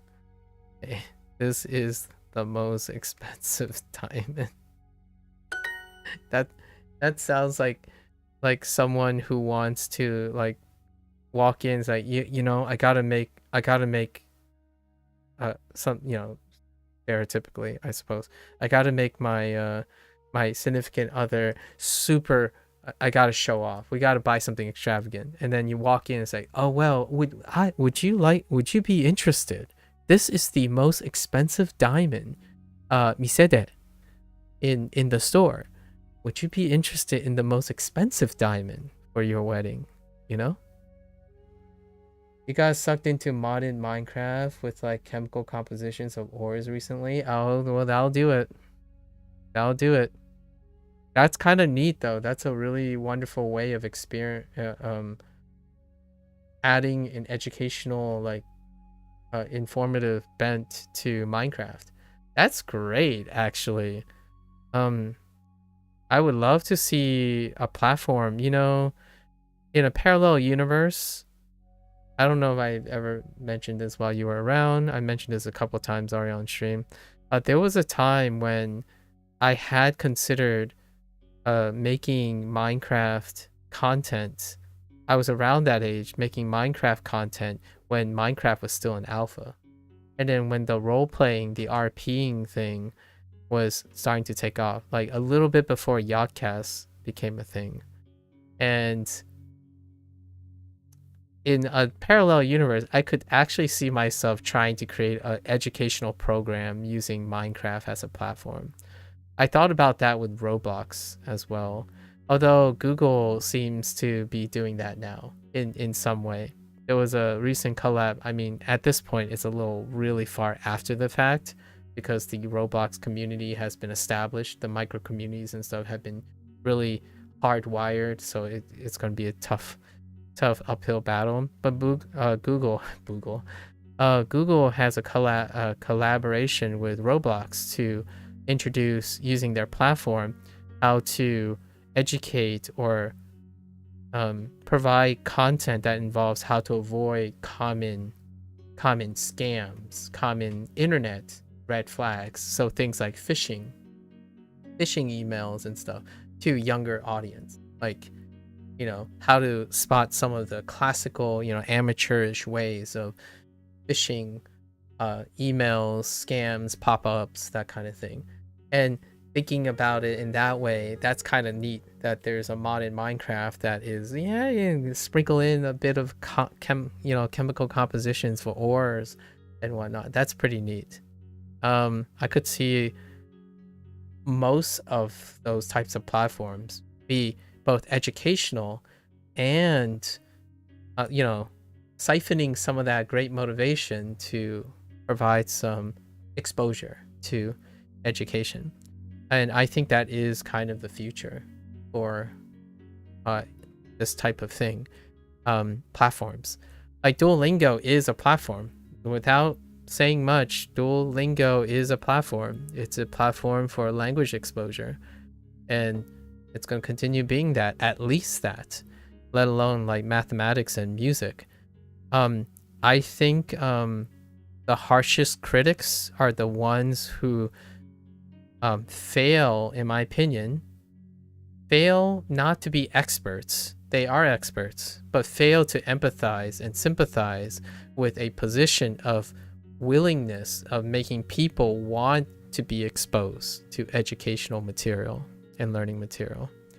I think that's an uphill battle that experts, not teachers, not all experts are teachers. They are advisors. So they don't necessarily require or need to empathize with the motivation required to be exposed to wanting to internalize such facts. And a mod in Minecraft sounds amazing. So it's not just copper, it's local pyrite.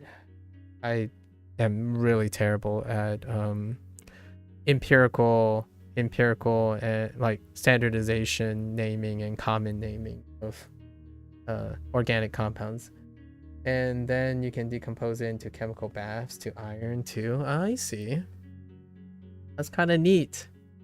I hope video games and stuff continue to, like, modders and stuff continue to like double dip, right?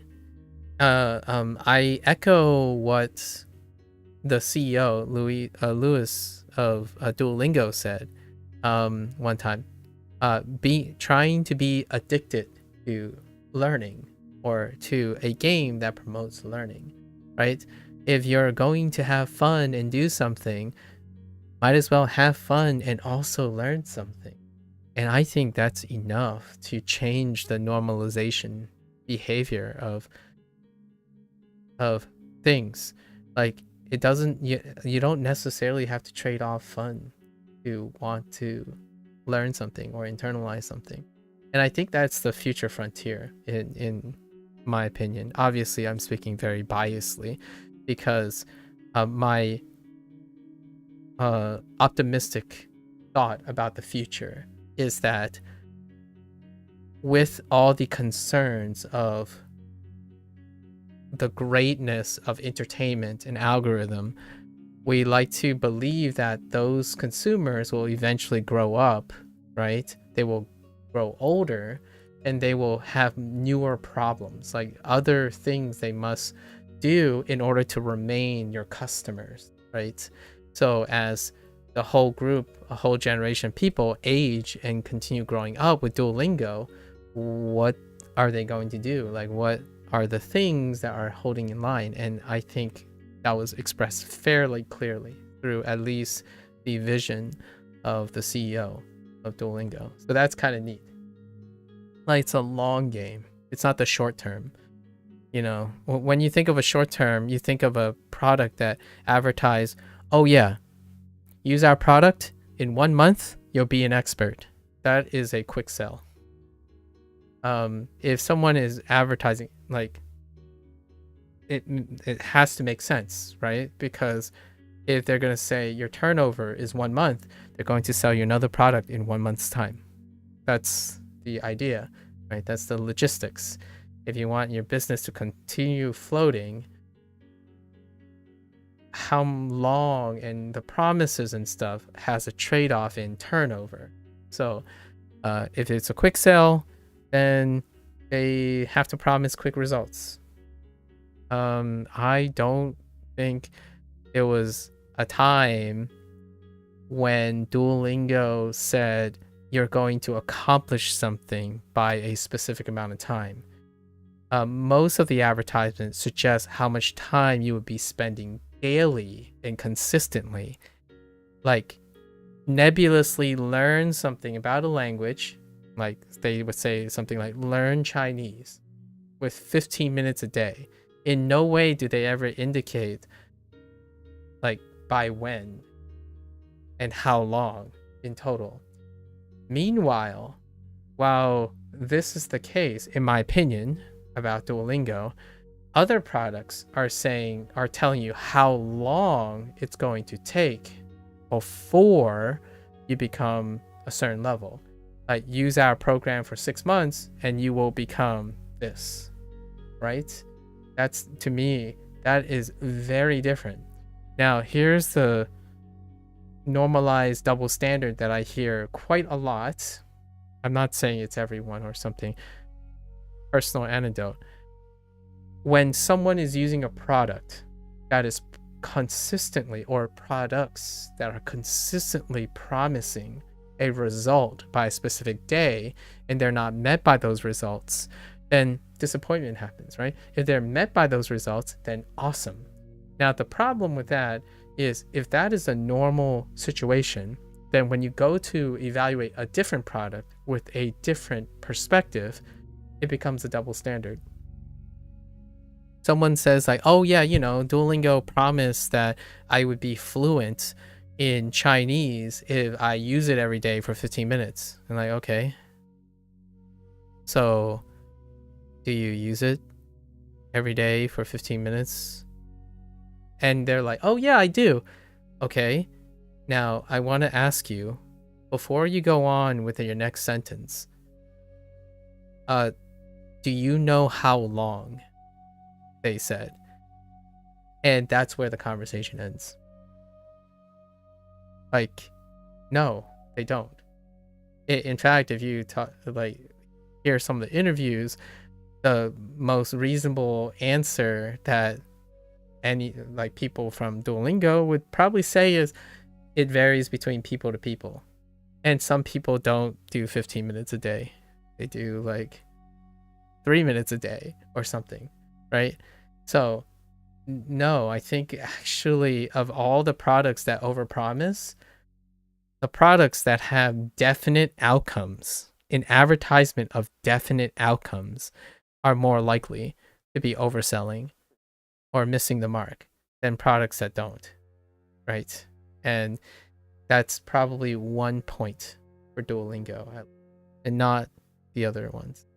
Not that they're bad products. No product is good or bad. We're talking about products with different perspectives.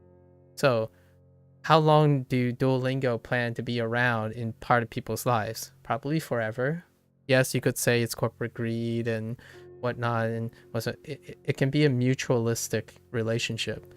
The product is going to be part of your life, and they want it to consume actually a minimum amount of your time. 15 minutes a day. Their emphasis is a small amount of time per day, not a electric consecutive amount of consecutive time of your day. So hey, for this low subscription, 1 month subscription of Pimsleur, I don't know, sorry Pimsleur, another product, but X product, is for this 1 month, if you studied hardcore for a month straight, make your money worthwhile, then you will reach, I don't know, arbitrary exam metric this. And if you don't reach that, get your money back, right? Money back guarantee, Americanized standard. That's great. That doesn't save you from disappointment. It might not save you from the time you'll never get back. And those things sting. Yet, here I am in front of Duolingo. I'm not urging myself consistently to meet some sort of deadline that Duolingo openly advertise, which they don't. In no way did I find any way or using this product telling me that if I spent 15 minutes a day and by 6 months now, I should be N4.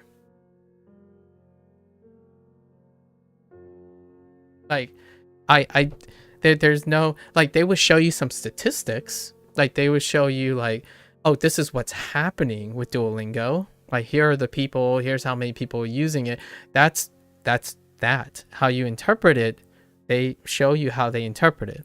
Yet they make no promises of that, in my opinion. I think Duolingo's long business model is you learn one language, why not another? Yeah, that is one of the biggest. One of the biggest. Hey, if you start one language, try this. Try math. Try music. Please try something. And I really, really feel it in their design. In my opinion, when the CEO says, dude, we are competing with TikTok, my friends. What would you rather have? Our product that causes your child to freely explore, expose himself to language, not even learn the language, just expose himself to language and then math and music now? Or would you prefer them doom scrolling on TikTok? Actually, I think that is a fairly reasonable comparison right now. I think that's a comparison that a product that promises results does not make that comparison at the moment. In no way have I seen someone say, instead of comparing Anki, like someone comparing Anki to Duolingo, they're not comparing Anki to TikTok. Like, if I gave a kid, hey, here's TikTok, here's Anki. I'll give you 2 hours of Anki or TikTok. Which one would you pick? And I didn't even specify what Anki could offer because that's not part of the deal. When you say TikTok and you say Anki, no one says what you're gonna look at on TikTok. No one's gonna say what you're gonna study on Anki. You pick.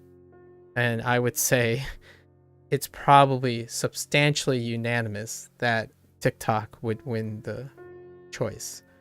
And that, to me, is a tough battle for anyone. I think all of the learning material, Duolingo, Anki, Babbel, Pimsleur, I think they're all in a fight against TikTok. So, like, and then you never know. And what I mean by that is TikTok doesn't offer something with that. I'm not saying bad or good guy. TikTok could be educational in the future. You don't know. They could start moderation things and create separate algorithms for educational material and curate. It can happen. It can happen. YouTube can do that.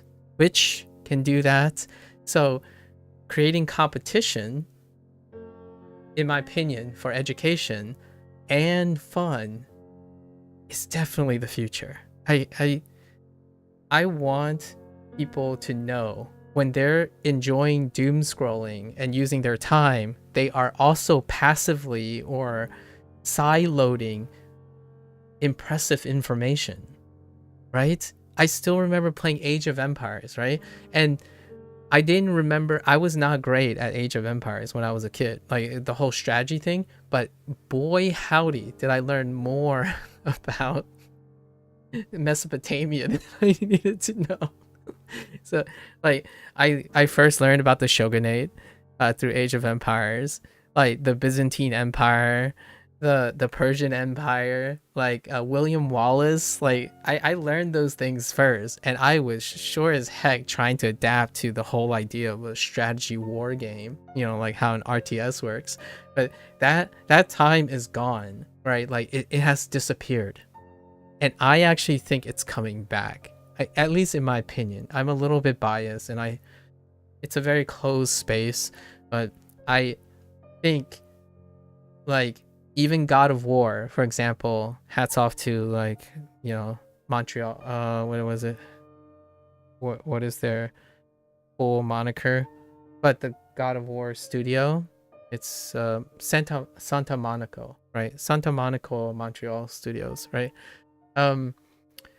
Hats off to them. They can legitimately put in more mythology and stuff. There is a way. And then, you know, Black Myth Wukong, right? That's cool. And I hope reading becomes something fun again. I grew up in a generation of gamers who spend more time reading texts than actually seeing pictures, right? Imagination and all that. So like games had more text than they had visual aspects.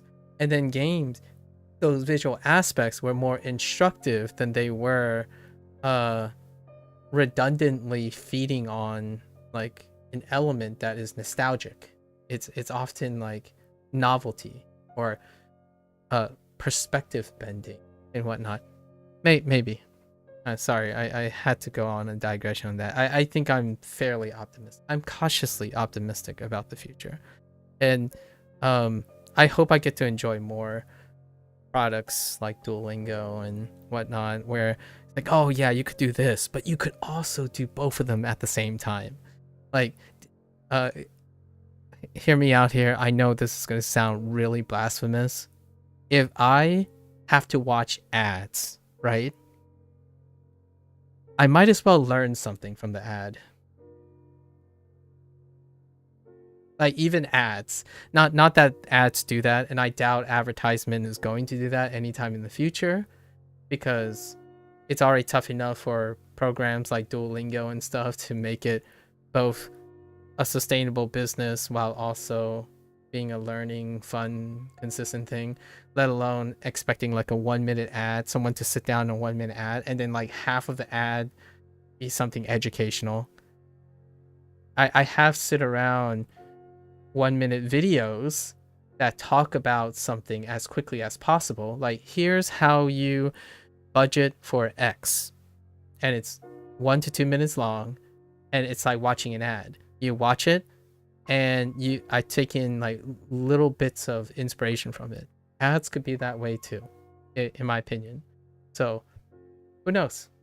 Like an ad that says, it's a product for mental health, right?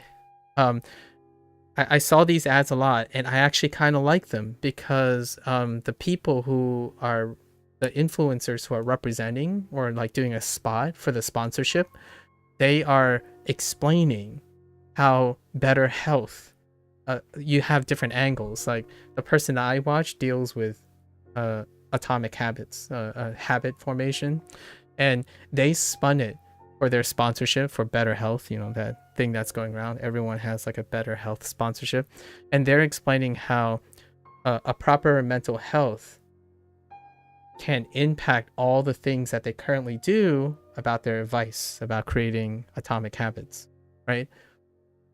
That's educational, in my opinion. It's an ad, but it's educational, right? It's an ad, but it's pragmatic.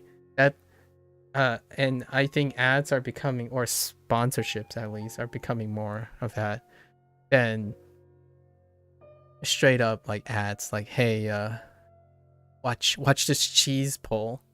I think that it works, but watching a food theory on why a cheese pull in a 30-second ad reel makes you hungry for pizza would be great. It's in fact, there a video does exist on that, and it's by Food Theory, and it's more than a minute long. It's like 30 minutes long, on how like the visual nature of a cheese pull became like a effective way of stimulating and conditioning one to feel hungry. Better health is a scam, it was tested, etc. Well, I disagree on that, but fair enough. I think using the word scam is exactly what happens when you promise results and project expectations. But we won't talk about that kind of thing. It goes the same with like many things, like 21andMe, for example. There are plenty of examples, but I won't talk about those things because that's kind of like borderline defamation, especially when you don't have access to the actual evidence and whatnot. So perhaps that's a discussion for someone who is more involved in that kind of testing, and I have no comments on that. Right. 一番近いコンビニはどこですか？一番近いコンビニはどこですか? I think without saying low key, some of the things that many people are interested in can be labeled as scams as well. Almost entirely synonymous with less rigorous testing than a product that is popular. So before one goes around peddling what is considered a scam and people say this and that, lots of the things that people participate in do not undergo the same rigorous testing, and they would most unemphatically also be labeled as scam based on an arbitrary metric held by people. 23andMe. Yeah. Sorry, not 21. 23andMe. You got a catalog today personalized to your family name, personalized to your genetics, which are in no way linked. 23andMe is selling my data. Oh, okay.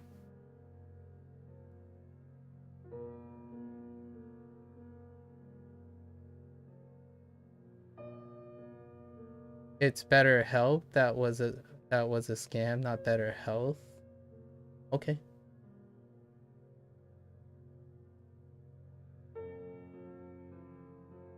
I don't know.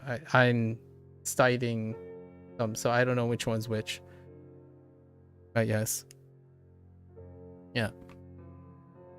The one that lots of people are willing to sacrifice their credibility for. That is I don't like, as much as I distrust that, I also distrust the person that did that. So if someone did it, that's anecdotal. It's a testimonial. So and you're talking about something that I don't know, by the way, so I can't speak to that. But knowing that that person had to do that, that involves also a line of thinking, so we're not going to delve into that too, like the motivations of the person who would do that to reach for an expose. But I don't actually know that one, whatever you're talking about, the better health thing, so I can't really speak to that either way. My only exposure is the sponsorship that lots of individuals actually use themselves, and they stake their credibility on. So slandering other things, that's perfectly like I'm okay with that. I have no comment on that. I'm not making comments on other people's exposés.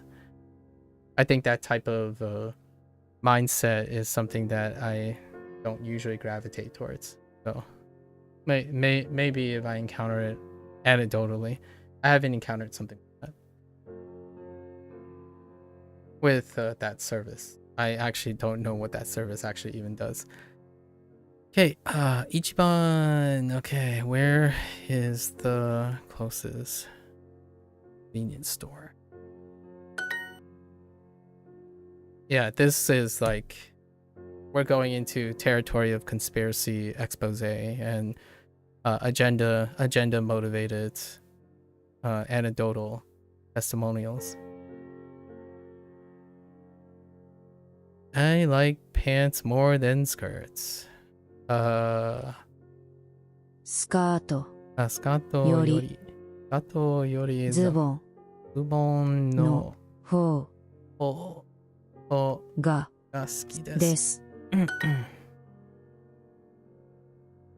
このI like this one more. So このがほう好きです。です。 Yes. No. Oh, the guys. Oh, right. Yes. The hole goes in front. I like food. Oh, I can get behind this. I do like futons more than beds. 私私はベッド。私はベッドより布団方が好きです。好きです。 Oh, No. I keep forgetting no. The genitive no.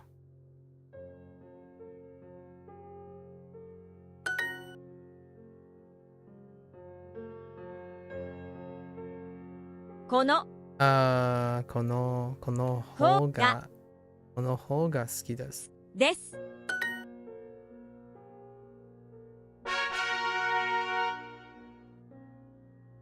豚肉 Oh, hey, we have all three now. Wow, it took a really long time. What the heck?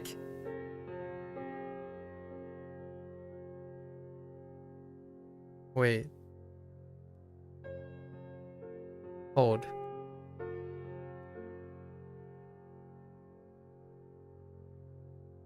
Churro.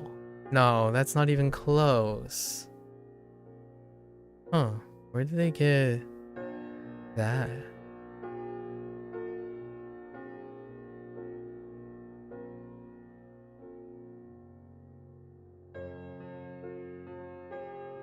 Yeah, 猪肉. No, I'm talking about 猪. Nope, can't use 猪. 猪肉 does not work. Okay. Okay. 鶏肉 鶏肉. We can't. 鶏肉 is self-enforcing, so we don't need. 鶏肉. 太い熱い売りました Yeah, 売る.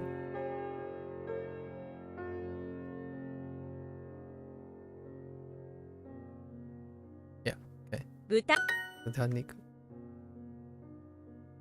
Meat defaults to pork for some reason? Yeah, it certainly does. 豚肉. Yes, 豚肉 it certainly does. 豚肉豚肉. 豚肉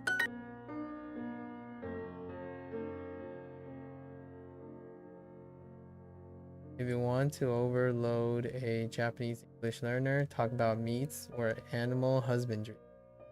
Interesting. Japanese English learner?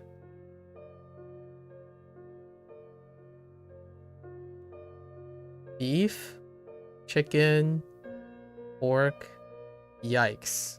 Poultry. Oh wait, we talked about this before, didn't we? No. Wait. Were you here? It might be me and Lotus. There's a chance it was me and Lotus. We had a long discussion about like pork, poultry, fowl, like venison. I wonder how they. I'm still kind of curious how Japanese people separate the cuts of meat as well. Now that I think about it, I have no idea any of those words. I'm not familiar with any of those.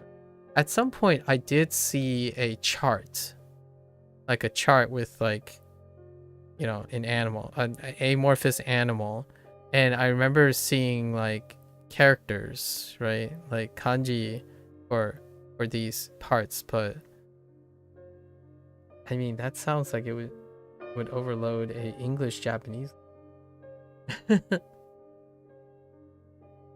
Yeah, bull, cow, calf, stallion, mare. What is that? Interesting. Buck, doe, fawn, yeah. Venison, ram, ewe, lamb, yeah. Sheep. Boy. 牛肉 牛肉. 夕飯に牛肉を食べます 夕飯。夕飯に牛肉を食べます。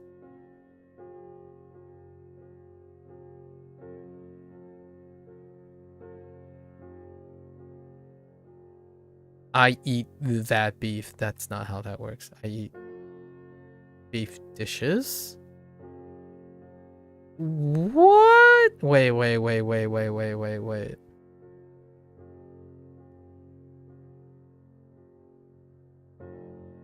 牛肉を I will. Oh.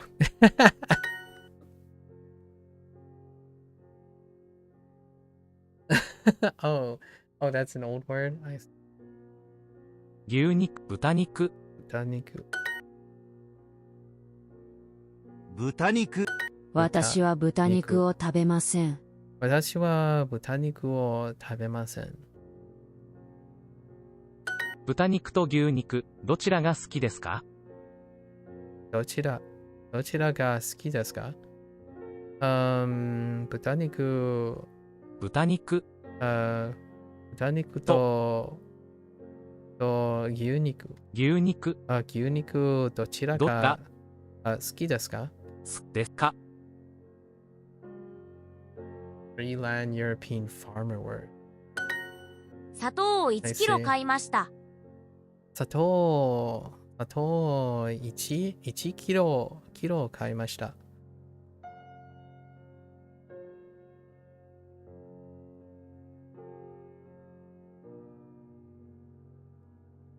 この店に鶏肉はありますか？この店に鶏肉はありますか？この店に。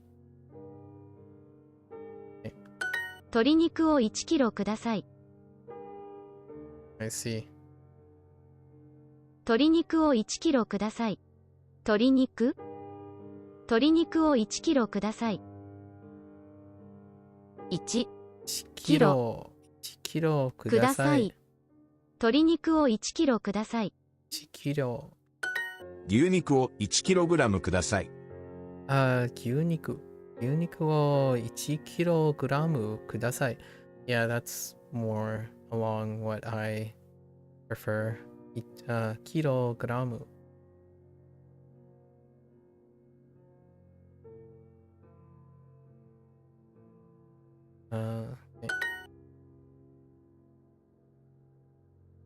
My chicken dishes the most.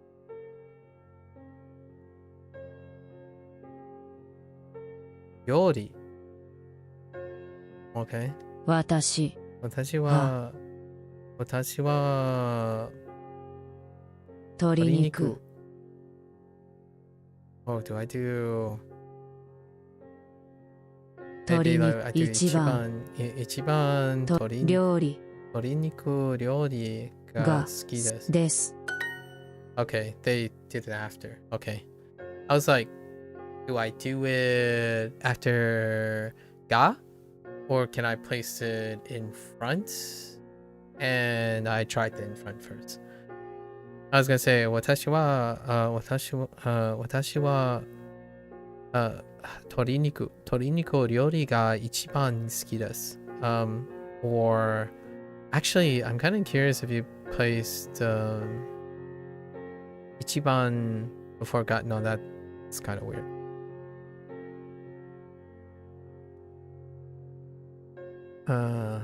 鶏肉を1キログラムのください。I like beef better than chicken. Okay, so we start with the chicken. 鶏肉、鶏肉より牛肉。Keep saying 牛肉の方が好きです。です。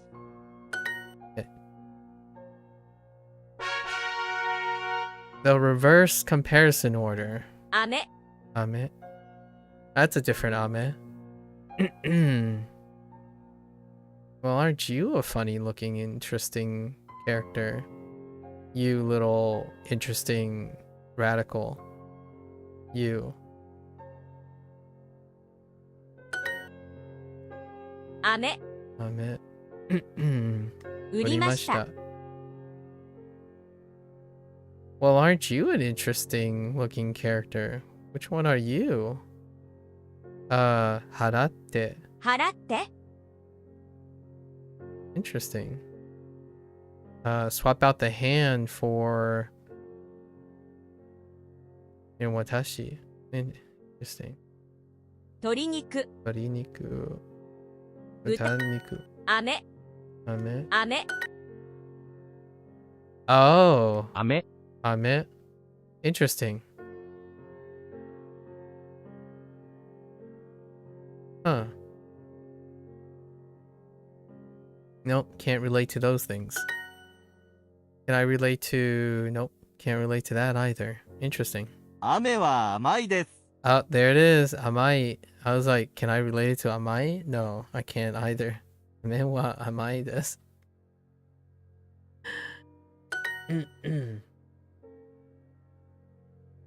Our pitch accent did? Yeah. 次は私が払います。 I can imagine that. Kind of like kurai and kurai. I'm not gonna be paying attention to that though. We'll just rely on context. In this case, ame. Duolingo has the same for both. It's ame. There's no ame. Or actually, I think one of them might occasionally say ame instead of ame. They actually have both kind of interchangeable now. We'll see in the kanji section. We'll hear in the kanji section. 次は私が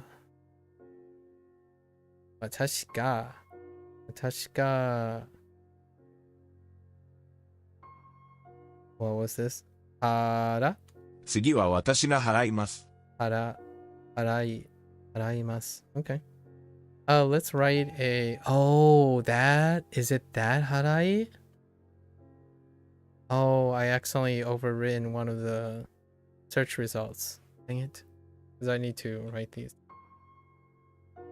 It's harau. The pay. Okay.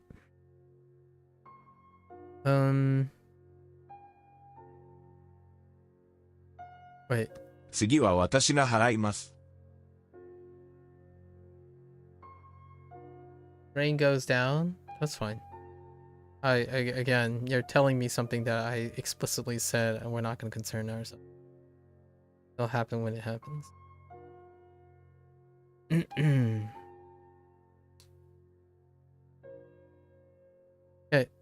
And I'm sure Ame is gonna come out with Ame.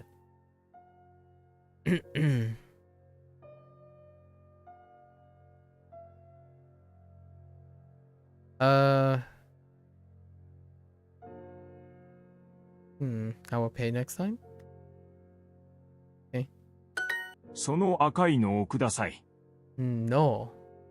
Oh, the placeholder 1 Akaino as a reminder. Sono Akaino kudasai. 鶏肉や野菜を入れます。 Okay, the ya addition. All right. 鶏肉や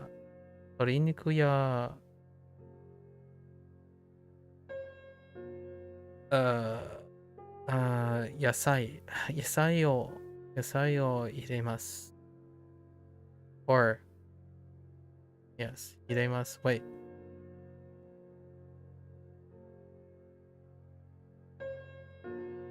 It must. I guess in a nondescript thing.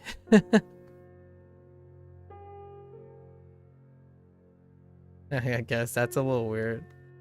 In what? I was looking for a thing to place it in. Okay. Wait. Yeah, and then ya is being used as a conjunction. いや、 Not to be confused with shop. Yep. 子供は飴やお菓子が好きです。子供 okay.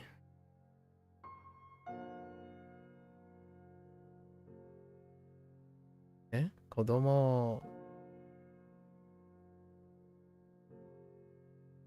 I thought I heard 子供は飴やお菓子が好きです。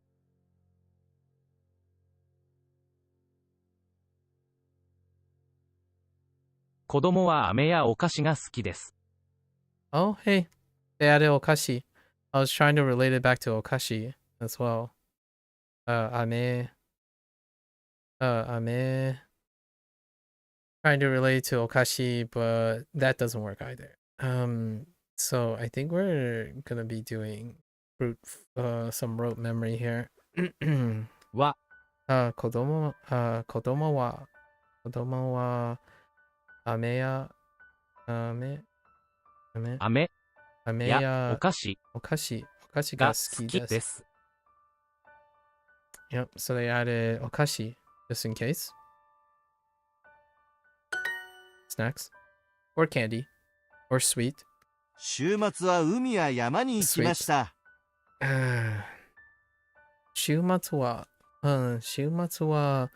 海や山にいました。Okay.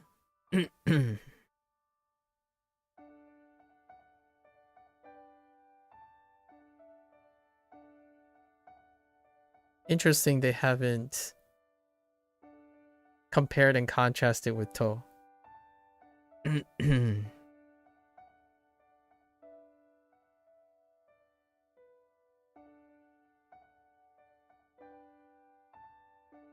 Shumatsu.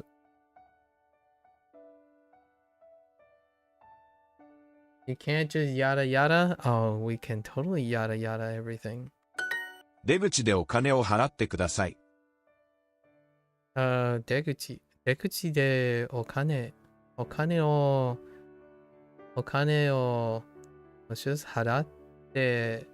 てください。出口でお金を払ってください。払ってください。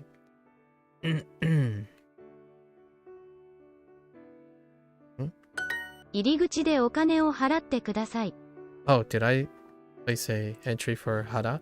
Yes, harau? Yes. Good. Okay. I dropped the other predicate, so I don't know what it is anymore. We've gotten 2 predicates. I'm gonna start like a notepad or something so we can categorize all the predicates since they don't record the predicates. Oh no, I only have 1 recording. Son of a bee sting. I only have harau. I don't remember what the other one is. Dang it. And ya might not actually be recorded either, because grammar points things don't get recorded either. 入り口でお金を払ってください。入り口入り口おので入り口でお金を払ってください。金を払ってください。ください。Yes. 小さいのを3つください。小さいの円の小さいの3つください。Yeah, we're gonna put in a notepad where I was doing like when I was doing for the Shashinko thing.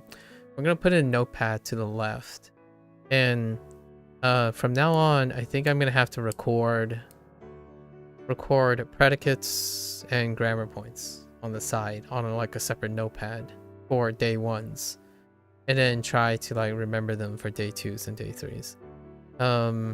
The Chinese side of things, they write down everything, so they're like the Hanzi section is gigantic, but the kanji section is not.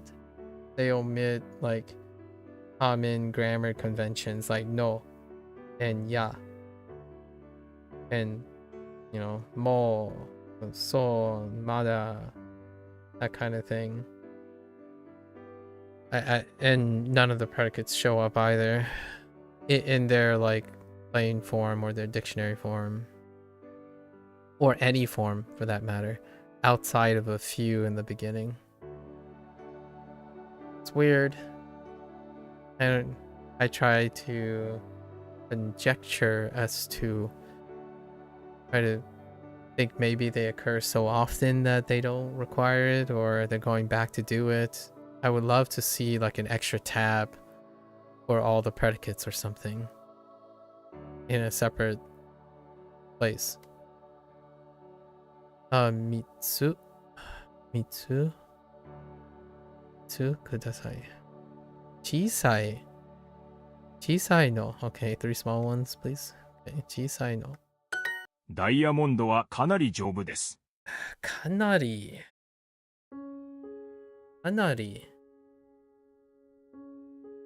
Oh, jobu. Haven't used jobu in this way yet, but we do have jobu though. It's durable. So kanari is a modifier of jobu.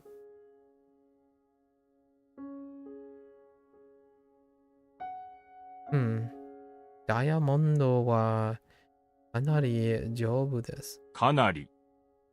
It could only mean quite. I don't know what small durable would mean. Like, can I have some small durable? No, we already went over daijobu, so yeah. It's not coming together. It has already came together. Jobu is an old term. Diamonds are quite durable. Hence it's not highlighted. Kanari. It's in kana. We might want to place a note on. Kanari. Oh man, Kanari reminds me of Kekko as well, which have problems. Wait, is Kekko written in Kekko?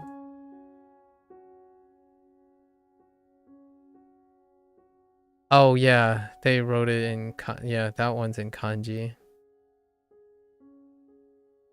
Didn't quite spring in my face. Kekko. Okay. Because in that situation, you can kind of do Kekko in this situation as well. ダイヤモンド。ダイヤモンドはかなり。かなり丈夫です。です。Oh, hey, this one required, like, I haven't used this in a while. Udedoke. Doke is okay, but ke I kind of drop sometimes. And do, man. What I imagine this is more like, it's like a plate that tells time. Plate that tells the hour. Udedoke. Like a face, a rounded plate face that tells time. Udedoke. このこの腕時計。腕時計は、とても少しかなりかなり。かなり。お、かなり。かなりですね。ね。Something's missing. Oh, 高い。高い。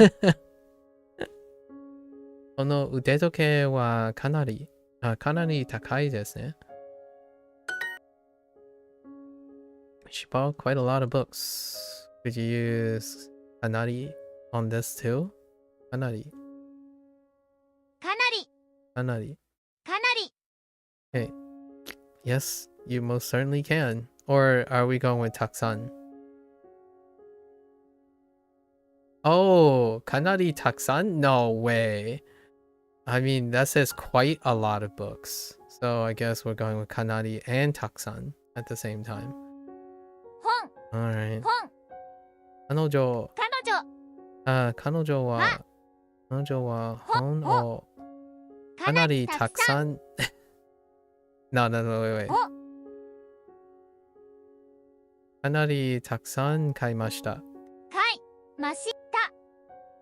No, I think they're going with たくさんの本をかなり買いました。This seems a little bit more like, I like this. I like the way this sounds. Putting like たくさん after かなり or たくさんかなり sounds weird. So we're gonna go with 彼女はたくさんの本をかなり買いました。Dang it. What did I do? 彼女はかなりたくさんの Oh my goodness. Alright. Yeah, that is a possibility. Fair enough.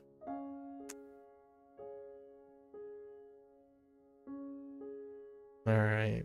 You got me. 彼らの We の tried. 彼らの It's a 50-50 guess without... another way to figure this out the first time is to hover over it and then figure it out that way, right? Because they break it down, but I don't like doing that. Not as fun. So, 彼女はたくさん、かなり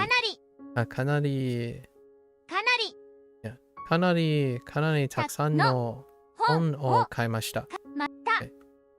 Fair enough.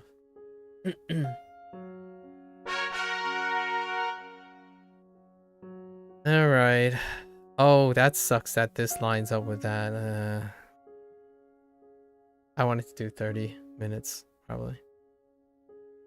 Alright. Yes. Immediately with the 彼女彼女村長はかなりかなりたくさんの本を買いました。ました It's so much. Yeah, man. Some of the words that are used a very long time now feel so good to say, like 買いました。I like this. こ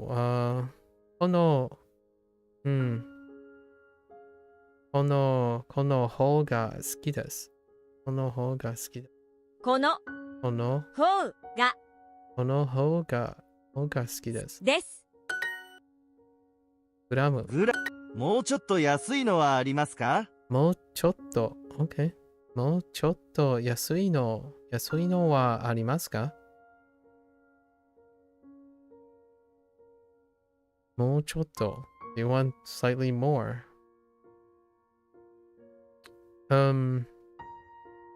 Should I write a note about that? I hope I get the other predicate, or else I won't remember.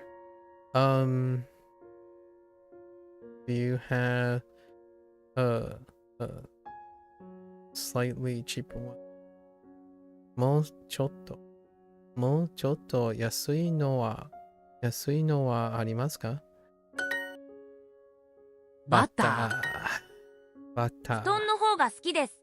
布団の方が好きです。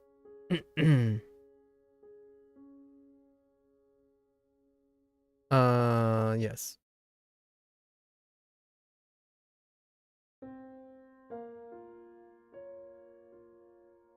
Yeah. の方が。今日は私が払います。今日は私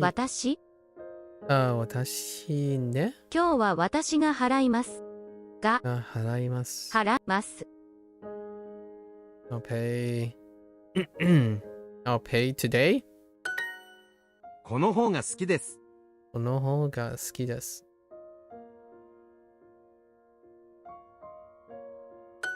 今日は昨日より暑いです。No. 今日は昨日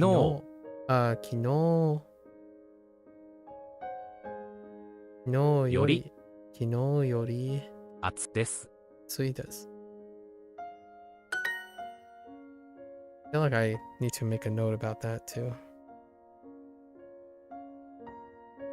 彼は僕より4つ上です。彼は僕より4つ上です。Oh, it was 上。It was 上。So I'll make a note about that.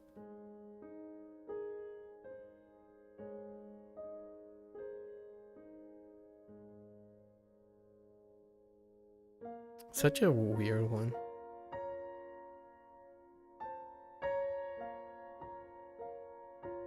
レストランで2000円払いました。2000円払いました。今日ね。レストランで2000円払いました。No, レストランで2000円。2000円払いました。払いました。Did I make an entry for 払う Yes. 鶏肉より牛肉の方が好きです。鶏肉より牛肉の方が好きです。鶏肉より牛肉の方が好きです。です。鶏肉より牛肉の方が好きです。より gets kind of hatched on. Okay. Alright. 15 minutes and a dream. Oh my goodness, that is so tiny. What? 鶏肉。鶏肉。What is missing?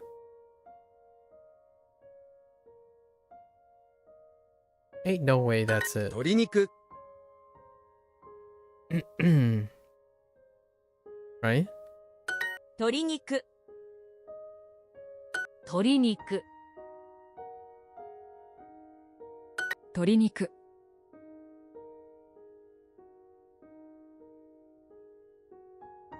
鶏肉鶏肉 鶏肉 My declining health. 鶏肉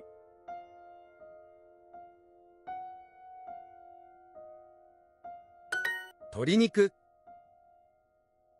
鶏肉 Oops. 鶏肉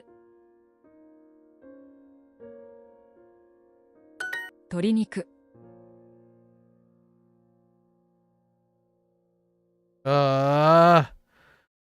I keep鶏肉 keep ignoring that first stroke. Oh.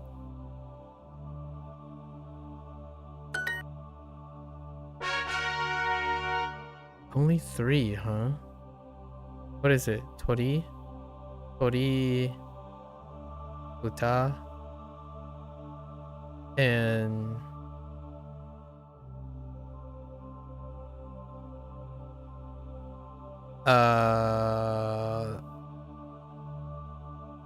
right. Ame. Okay. All right. 鶏 Toriniku.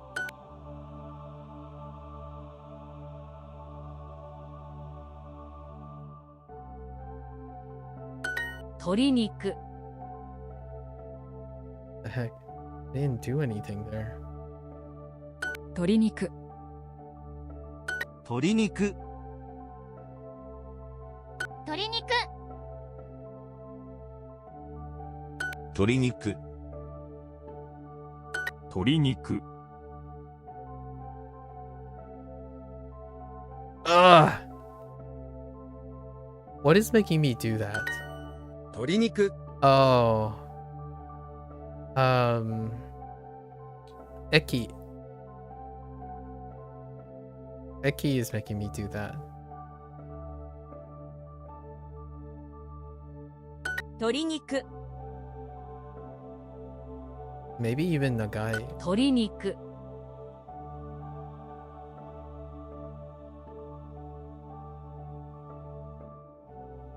鶏肉 Nagai might be making me do that too.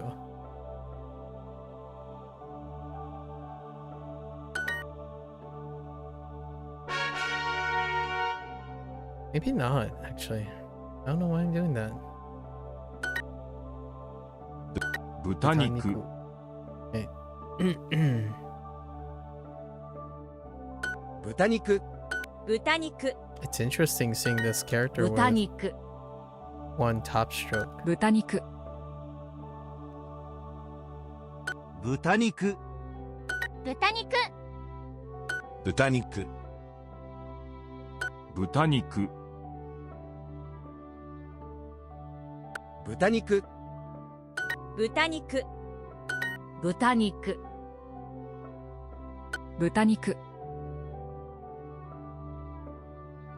豚肉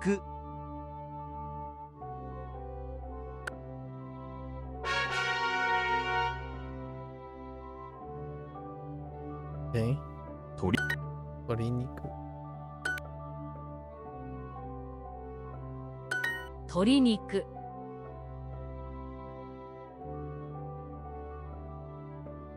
鶏肉鶏肉鶏肉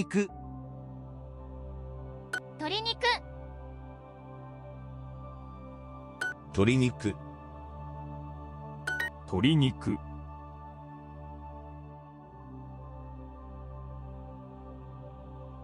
鶏肉鶏肉鶏肉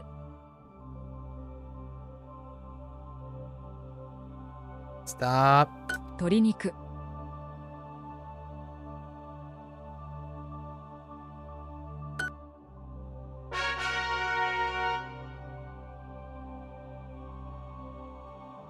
豚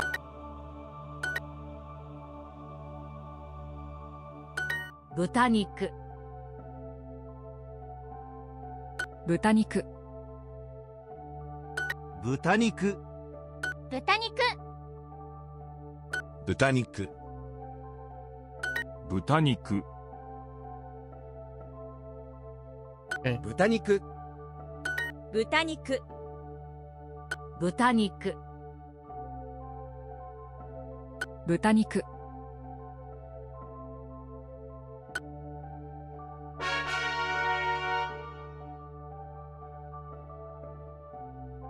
鶏肉、鶏肉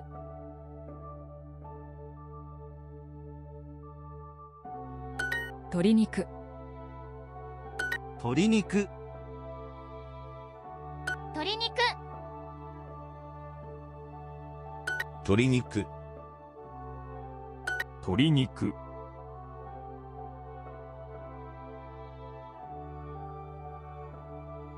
鶏肉、鶏肉鶏肉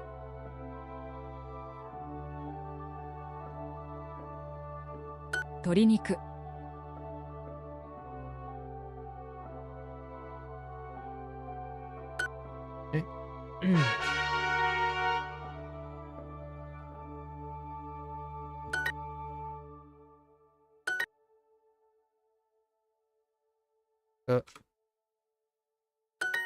豚肉 Okay. 豚肉 So this 豚 unit 肉、 is not too bad 豚肉、 because all the standalone vocabulary 豚肉 words we're very familiar with. Now 豚肉、豚肉 we do 豚肉 we have like new vocabulary? 豚肉 The only new the current one that comes to mind is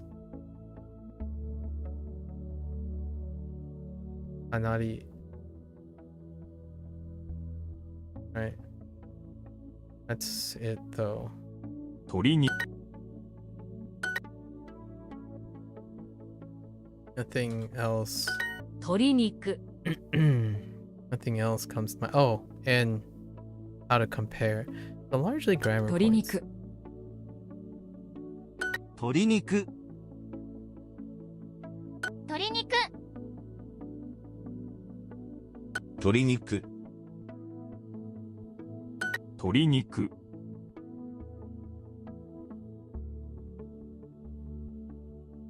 鶏肉、鶏肉鶏肉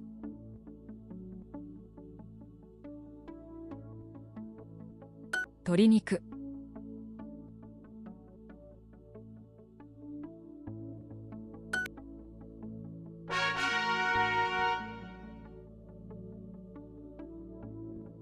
豚、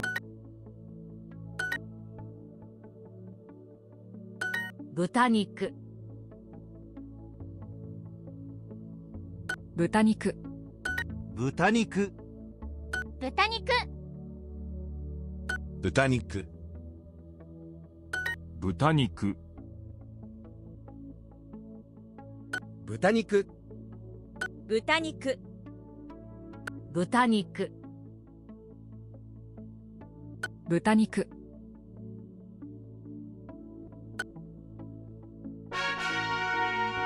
All right. Okay.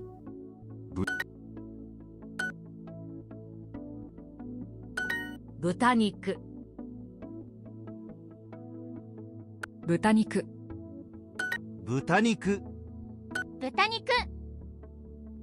豚肉、豚肉、豚肉、豚肉豚肉豚肉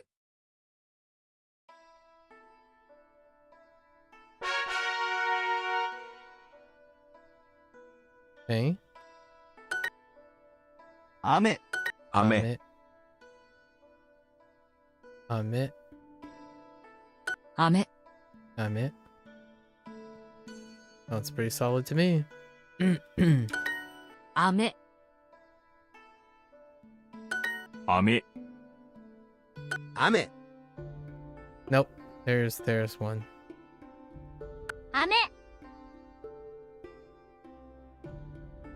飴、雨、雨、 So very variable. 飴、飴、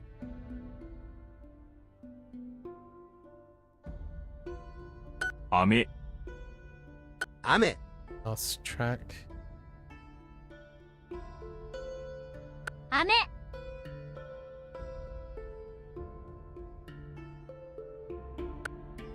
雨、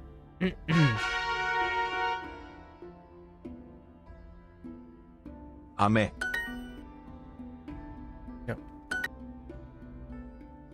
飴、雨、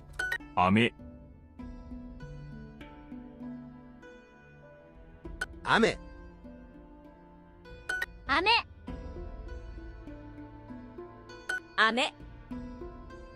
雨、雨、飴、飴、飴、 It's about half and half. 雨、 Yeah, it's about half and half.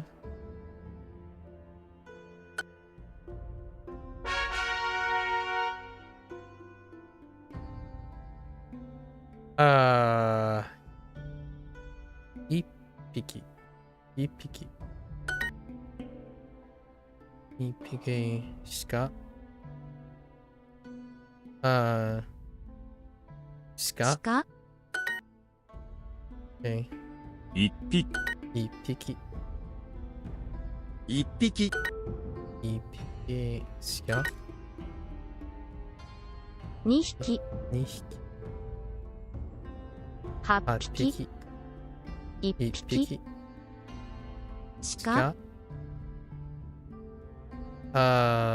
鹿、紫。1匹、い匹、鹿。 1匹、1 1匹、匹。春、春。鹿、鹿。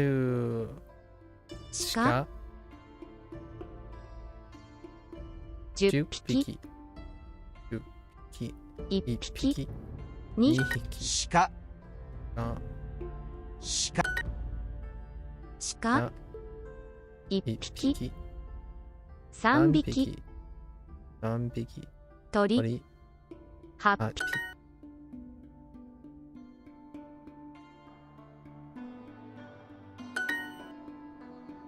匹、匹。匹、犬、犬。 1匹、10匹、 10匹。 2匹、 2匹。鹿。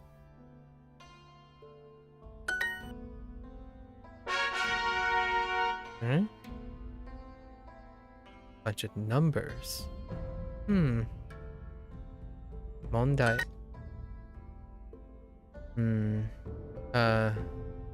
一度。一度。一度、一度。問題。問題。一度。帽子、帽子。荷荷物、物。一度、度。問題、五五線。問題、題。問題、一度。問題、問題。 7個、電話、電話。手手袋、袋。一度、問問題。一度、ど、人気、二度、一度、問題、手手紙、紙。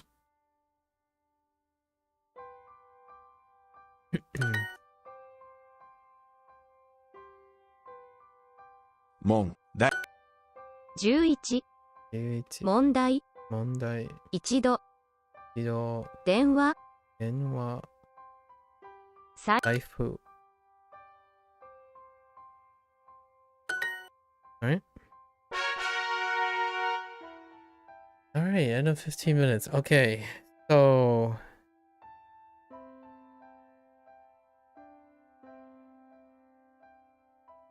that can't be it.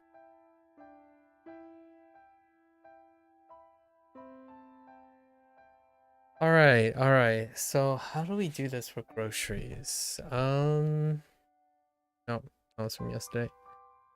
There's not a lot to go off here.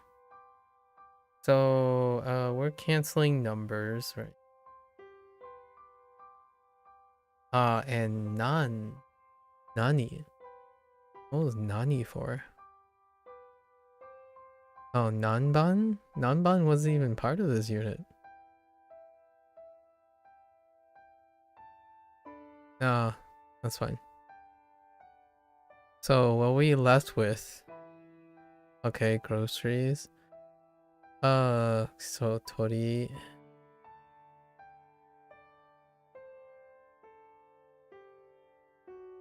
Oh wait, it's actually.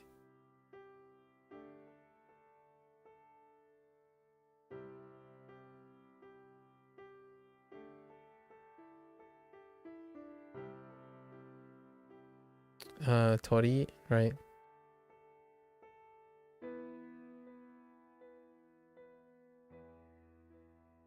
And Niku. Then we have Butaniku.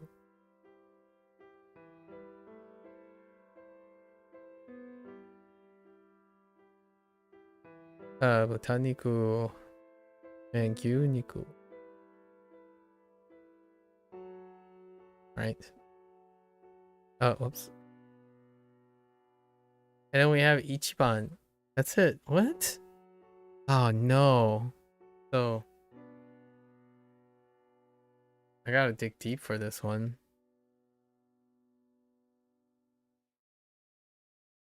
We have Ichiban and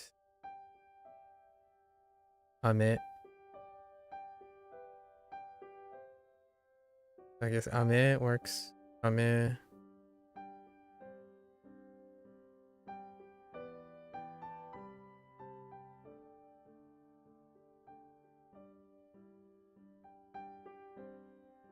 Ame. And Ichiban. Ichiban is a descriptor. Ugh. Oh wait. So yeah, we can add it to the other thing.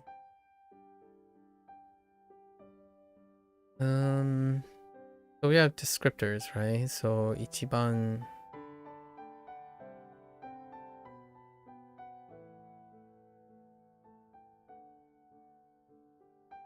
So Ichiban best. Add adjectives. What adjectives can we do? Amai is pretty good.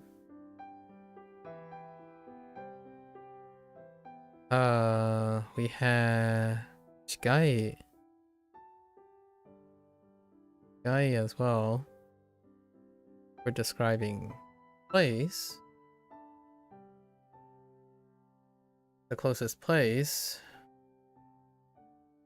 And then we have comparisons, right? Which uses Yori.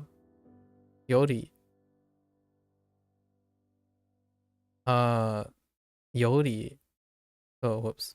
Yori. So there's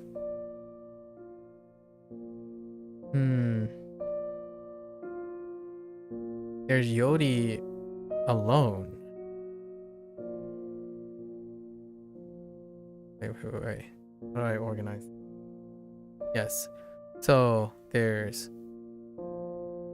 I need 3 different things. So there's Yori. Yori alone. Then there's wa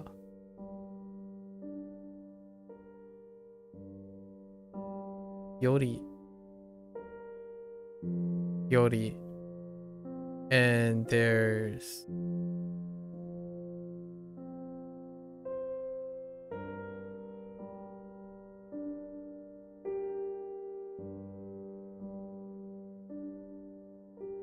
or was it yori alone, and there's wa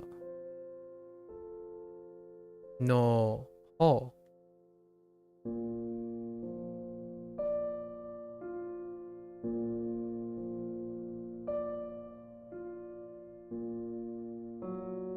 And there's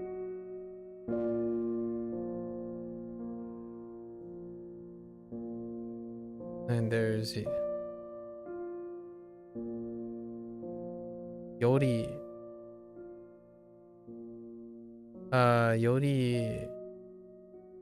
yori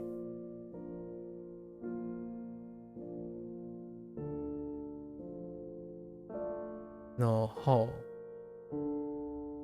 right? One thing we did was ski desu. Ski. Right. Ski.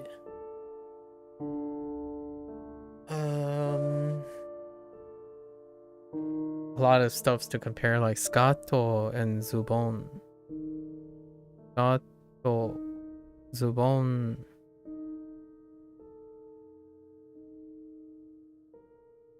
Comparing these guys, I don't think we have to go over the katakana stuff, but we'll mention them. Duresu and zubon. Zubon.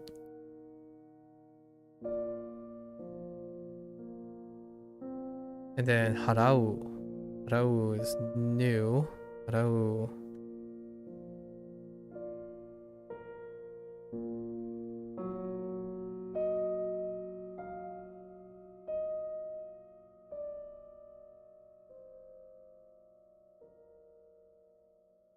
Harau. Is there anything we're doing with harau? Like where to pay for it? Entrance site, dekuchi, dekuchi and iriguchi. Let's do like ni.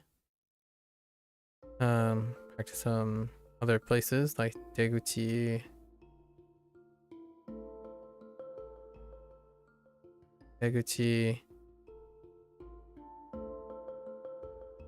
iriguchi. Have some comparisons here. Outside that's like, I don't know, yasui, right? Yasui is topical. Takai is topical.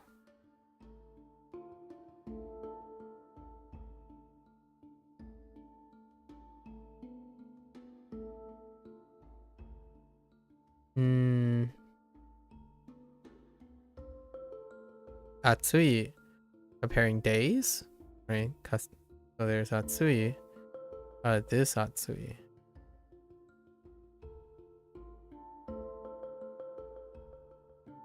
Actually, I'm not sure if there's one extra stroke there. I don't think so. So Atsui, comparing days. So tons of comparisons of days. Ordering stuff. How many stuff? So we also have no. Ya.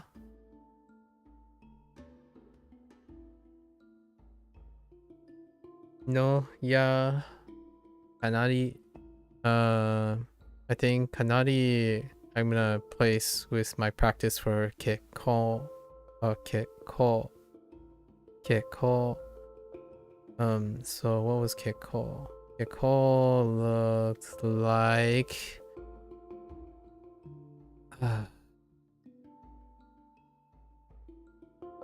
only know the okay.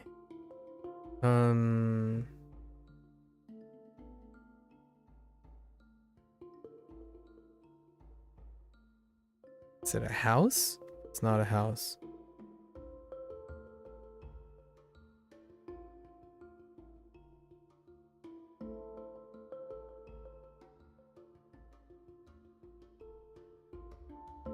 I think it's ne, ne, ne, ne, ne, ne, ne, ne, ne. Right? Ke, ko. Yeah, ke, ko. And then kanari. Straight up. Kanari. Ah. Na. Ri. Okay, kanari.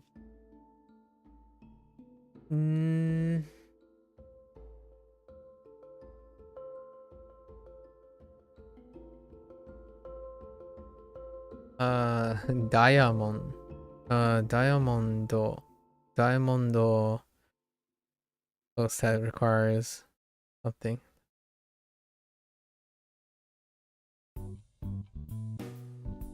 Diamondo.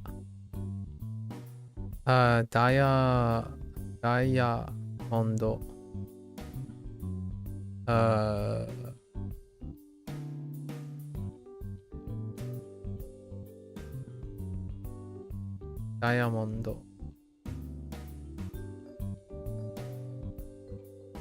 There any new other ones? Not that it has anything to do with groceries.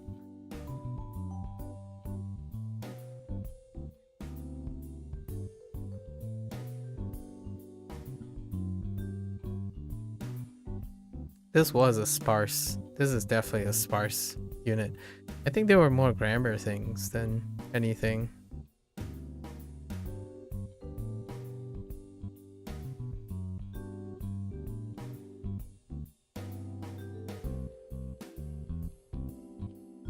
There's definitely more than one. It's definitely more than one predicate.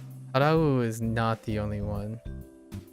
Oh, what else do we get? Oh, and then there's the comparison in terms of, I think they use yori. So yori. Oh, that was weird. But using ue for above or older, I think that's gonna be a exceptional case. Make a note of that. Ue.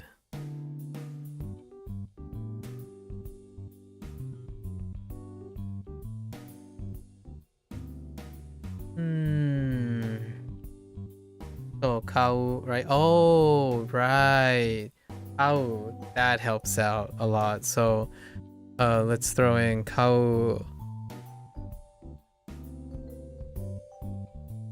as I'm drawing a blank on.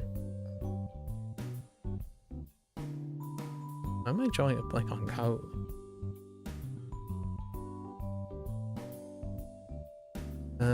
Kau. Oh. Oh. Yikes. So kau helps us with uru. Right, uru. Wait. No, uru is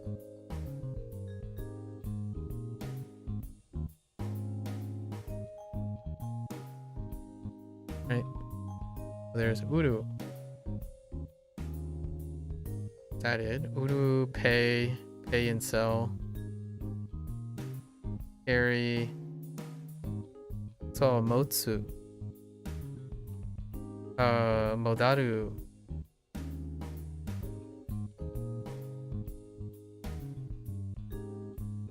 Not modaru.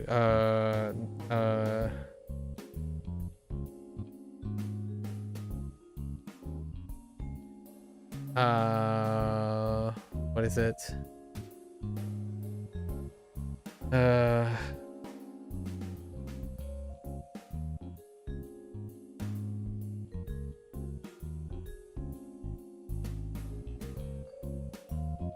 marau.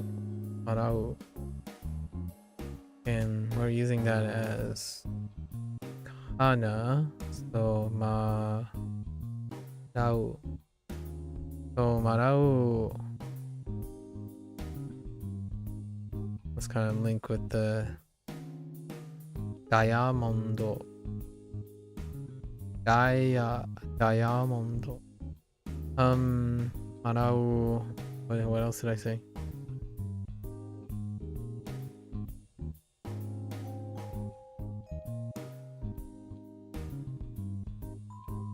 Gone. It's lost.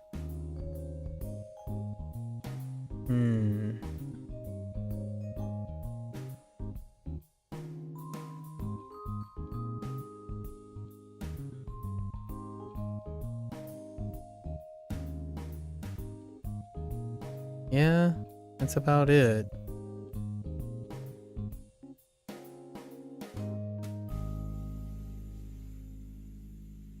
No look. Oh, Motsu, right?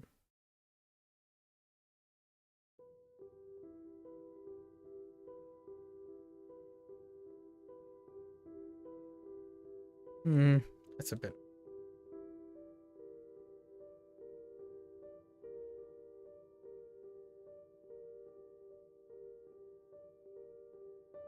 Here's kilogram. Maybe like up here. Kilo.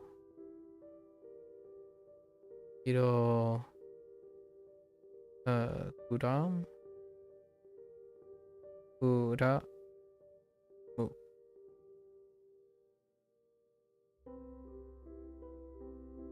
Oh.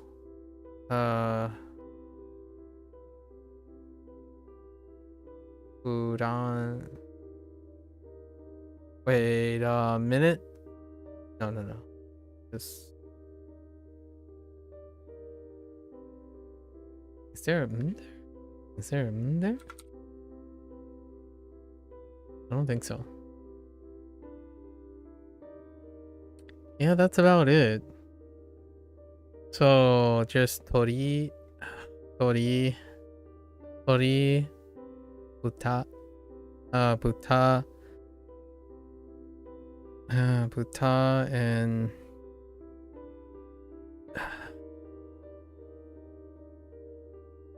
ame.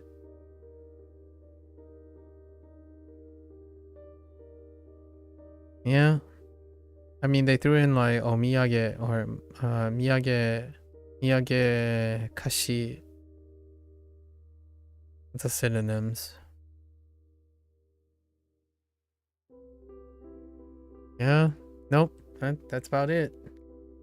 So this unit is gonna go fast. We'll throw in whatever we remember and then try to pick up more things. I think harau and uru. That is not. Sorry, uru. Uru are our two. So harau uru. Toriniku, butaniku.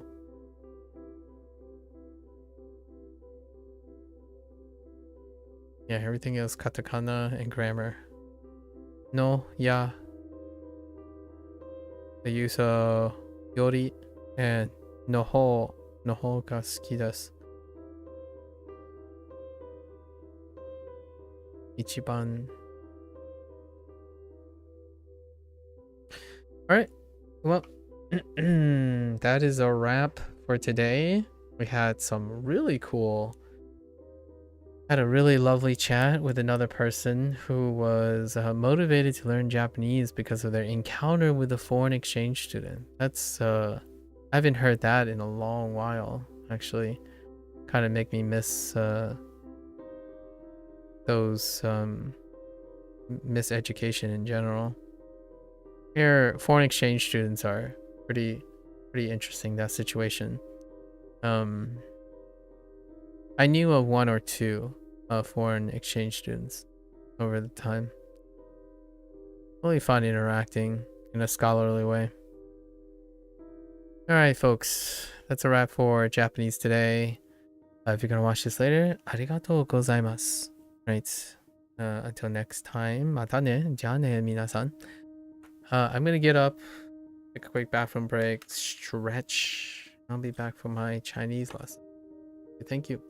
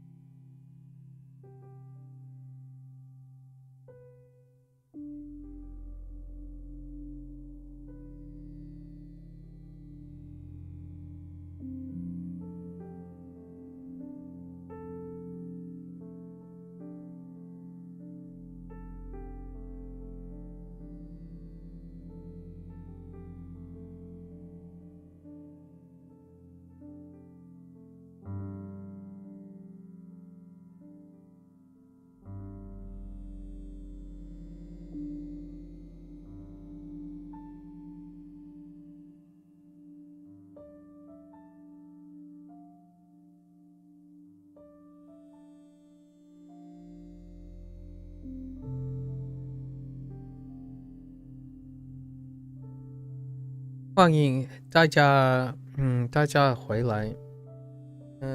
今天是第150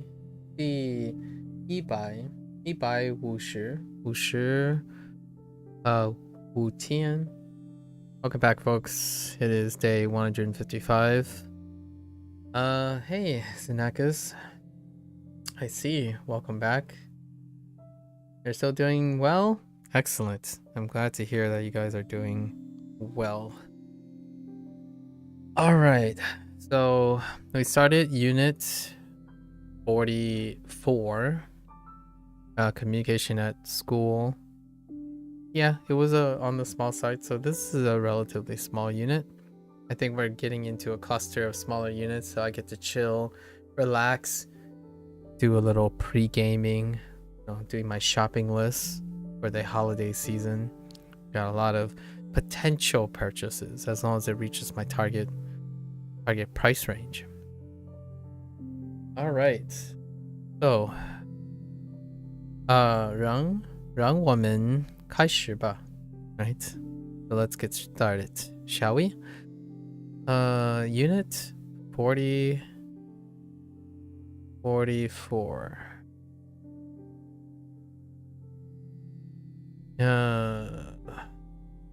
It's a pretty okay organization yesterday. I think there are too few vocabulary words to connect things. We'll start with what we have, though.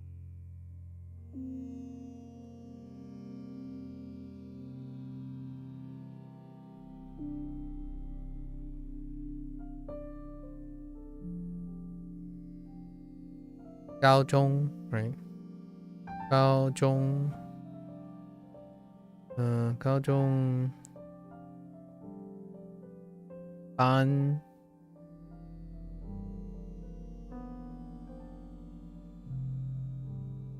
Ban.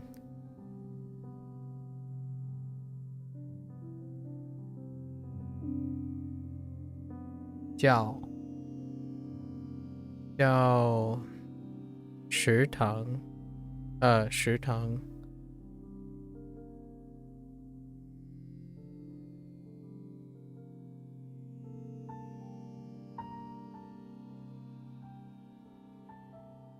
Tang.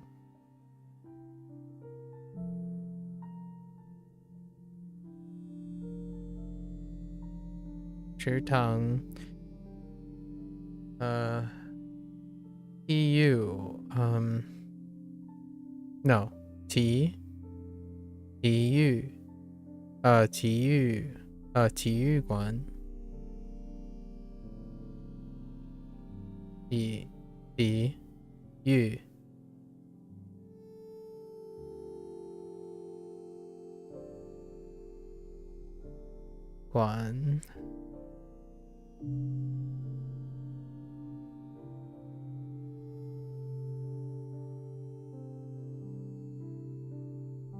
馆.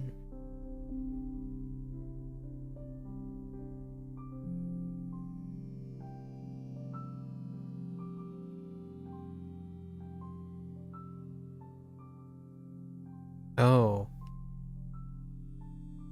I don't think it has a dot. Does it look like it? No, I don't think it has a dot.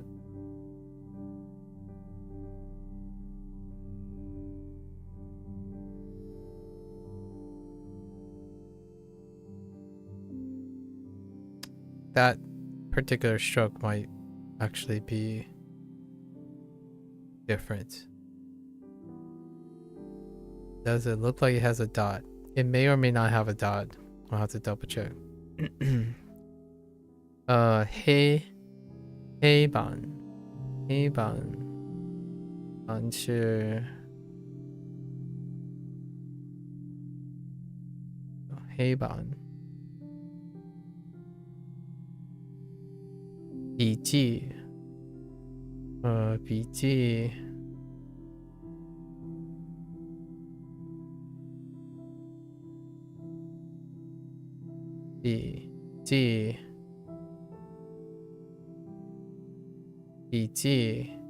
笔记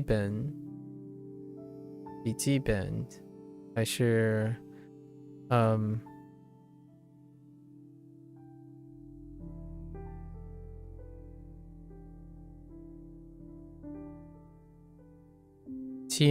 铅笔铅笔铅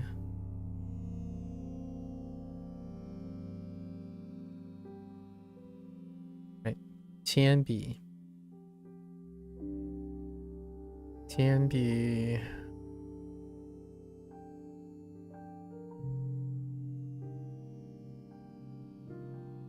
纸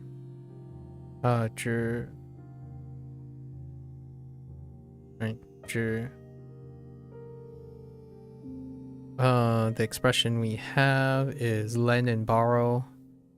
So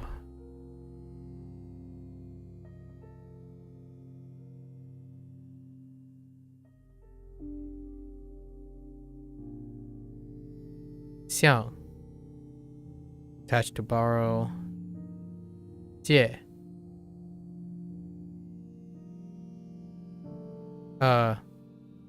for lending.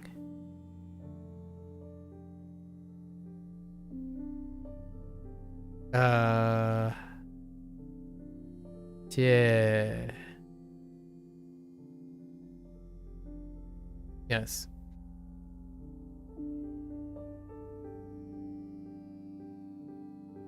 Oh, actually, borrow. Yes. That's it. We bank off school, high school. 高中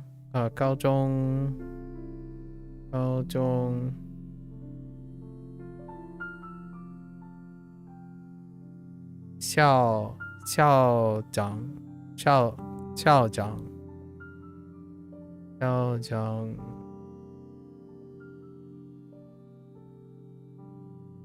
长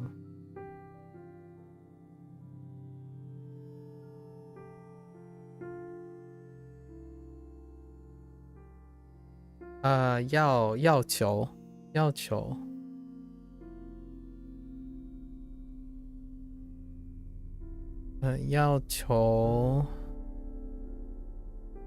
要求必须要必须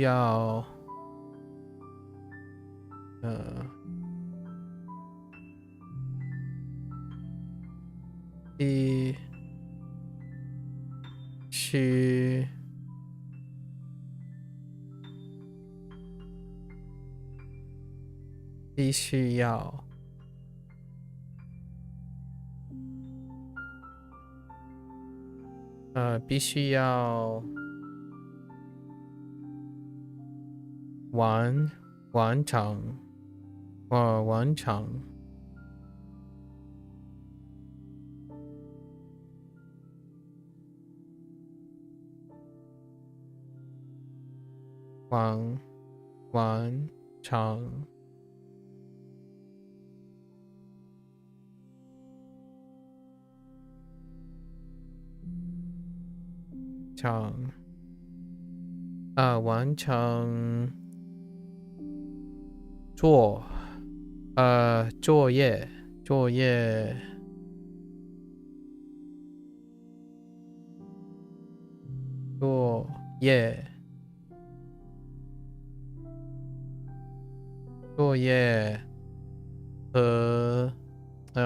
作业和天天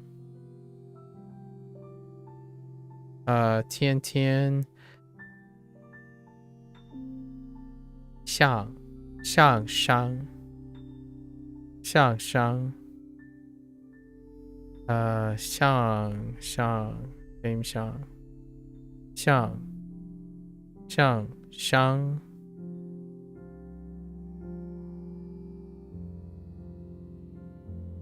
I think that's it. Yeah, not very much.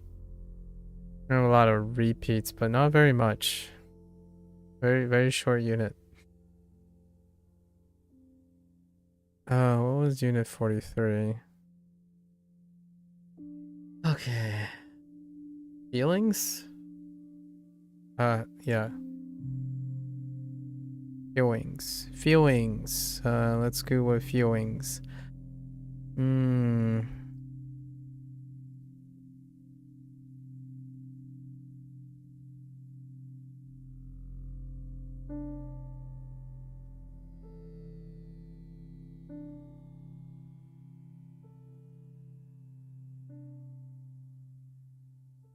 热情人，哎，热情人遇到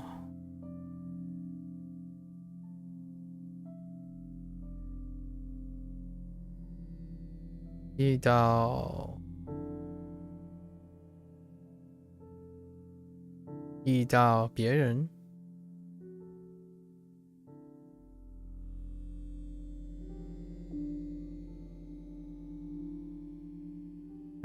经常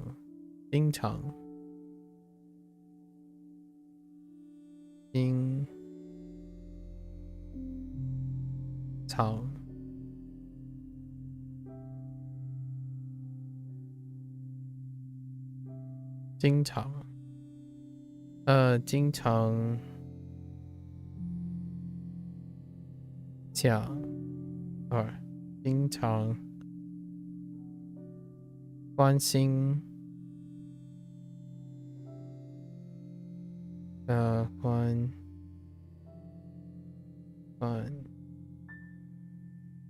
关心，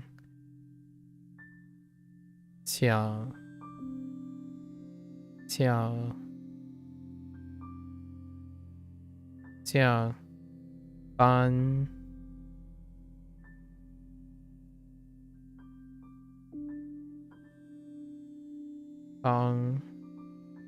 想帮，看起来，起来，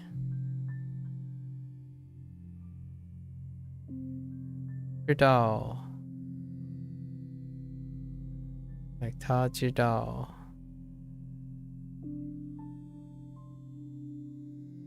知道，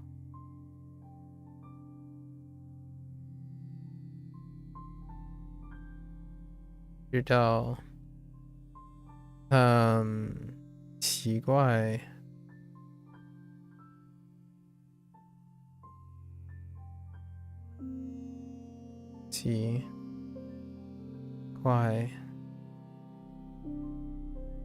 奇怪，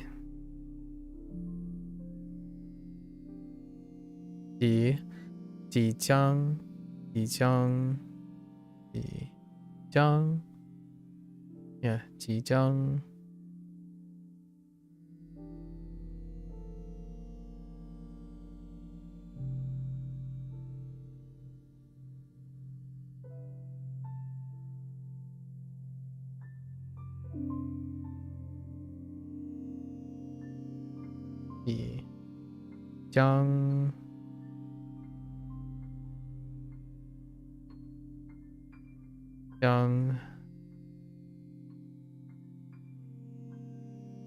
可怕，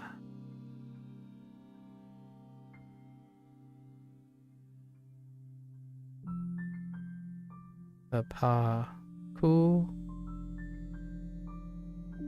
，oops，哭，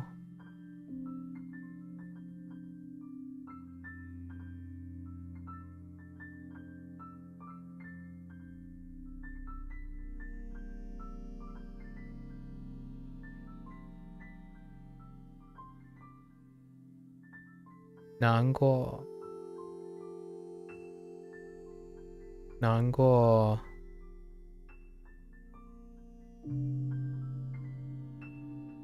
生气，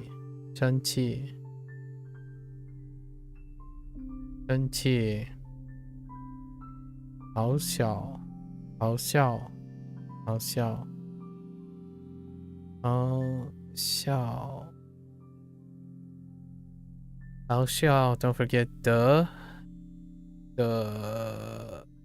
okay. Whoops.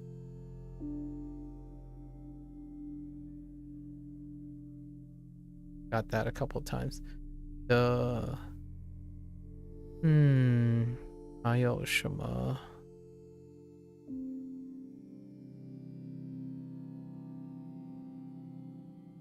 I think that's it for 43 as well. Two small lessons.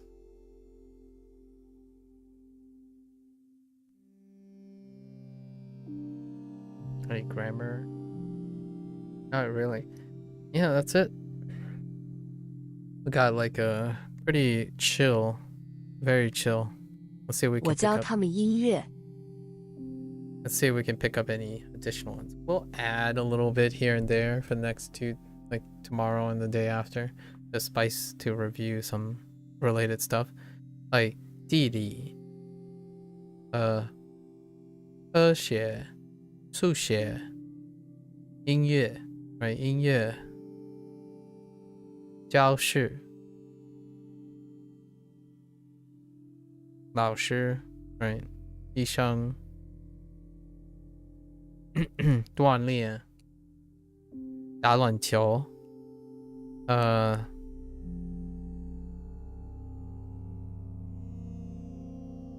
踢足球 things to do in the gymnasium or the gym. 我教他们音乐。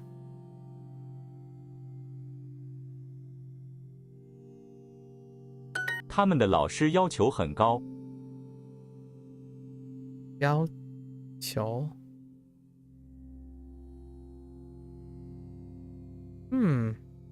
要求。Oh no, we got that. 他们的老师要求很高，很高 high standards 有要求。今年谁教你们的班？今年谁教你们的班？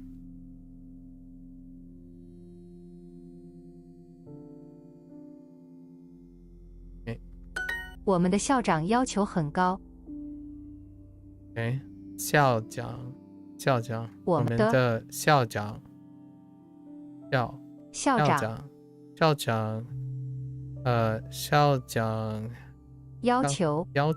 很高。我们的校长要求很高。 It's interesting that you don't need a possession on requirements. So it's using like the principal. Yeah, it's interesting. So it's the principal's standard. Principal standards as opposed to principal's standards.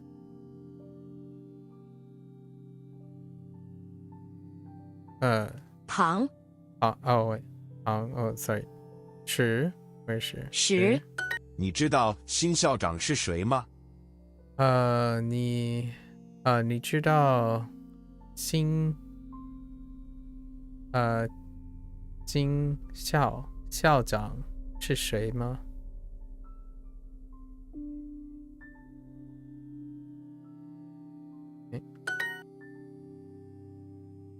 球，一会儿在食堂见。一会儿在食堂见。Okay.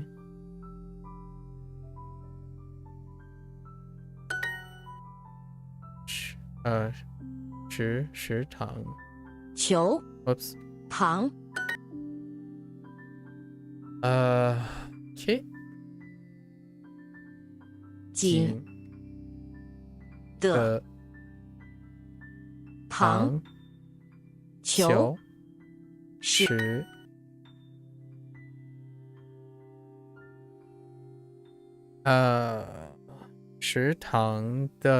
食堂的菜或食堂菜，食堂菜，食堂的东西。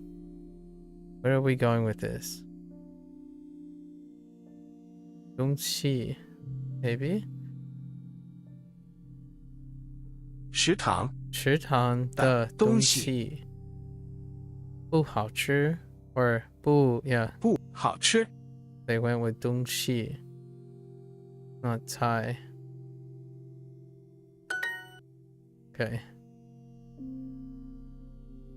or okay 糖、井、石、球、玉。我们班一共有多少人？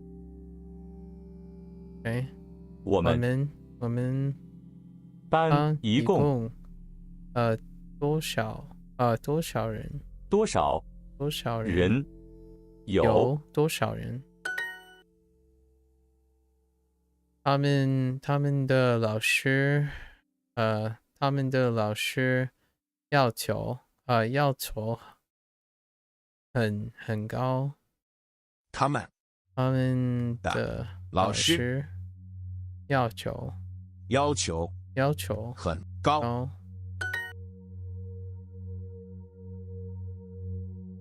他现在要去见校长。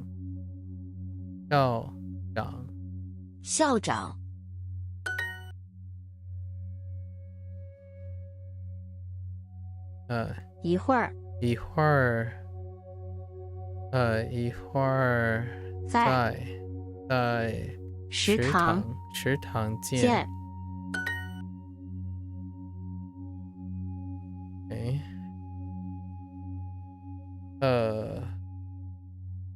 我教他们音乐。Okay.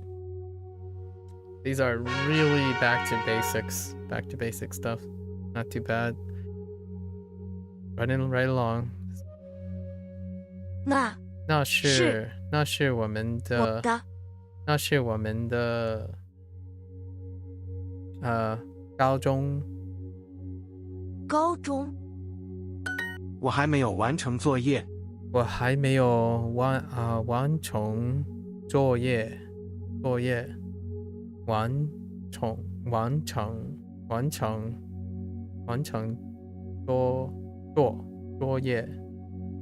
我还没有完成作业。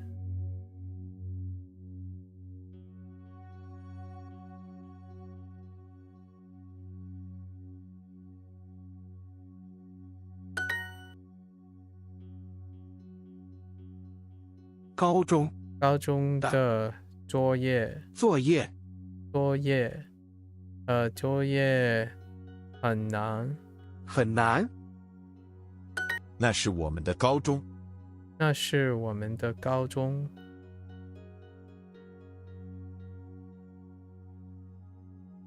我今天必须要留在家做作业。留在做业。Interesting. The double duels, but different duels. 我今天离在家留在Whoops. I need to see this. Yeah, that 留 Okay. 留在家做作业。要是我今天必须要留在家做作业。必须要我今天必须要留在家做作业。留在家做作业。我今天必须要留在家做作业。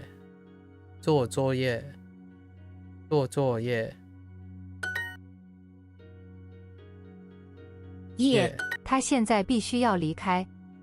他现在必须要离开。他现在必须必须要要离开。离开。成，高中的作业很难。高中的作业很难。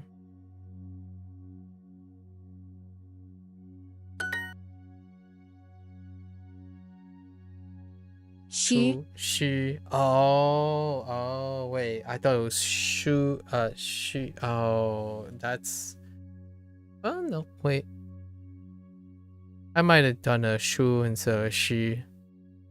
Okay, shi. Okay. Shi. 毕，业，业成，旁，虚虚毕毕，成，业，虚，旁，毕。我今天必须要完成这个工作。我今天必须必须要要必须要我今天有必须要完成工作。我今天必须要完成这个工作。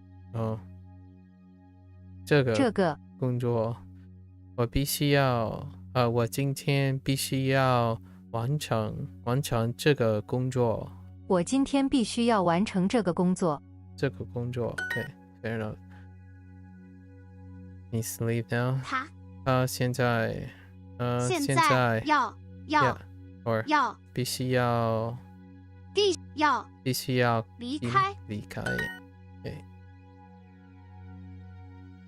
我我还没有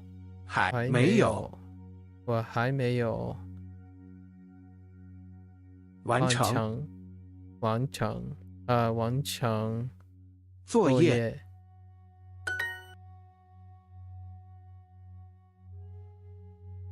我必须要今天必须要完成这个工作。Alright. 他用铅笔写字。他用铅笔写字。铅笔写字。你不可以借我的作业。你不可以借我的作业。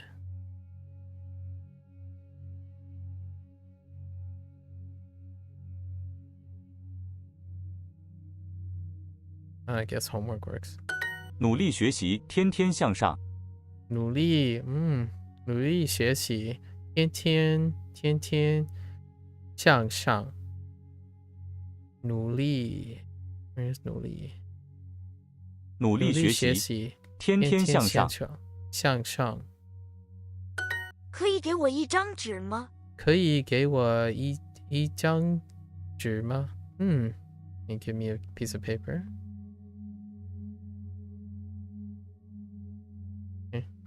可以借我铅笔吗？可以借我铅笔吗？可以。这样。Or 刚才是这样。可以借我铅笔吗？可以借我。借我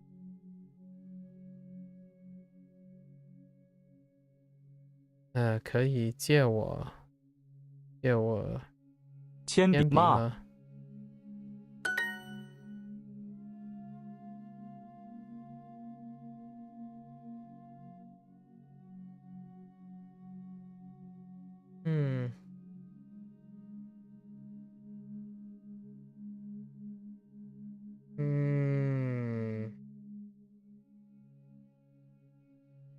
？They're both using 铅 but they went with lend and borrow.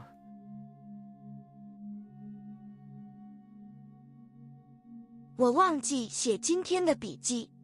我忘记写我忘记我忘记写今天的笔记。写今天的笔记。我忘记写今天的笔记。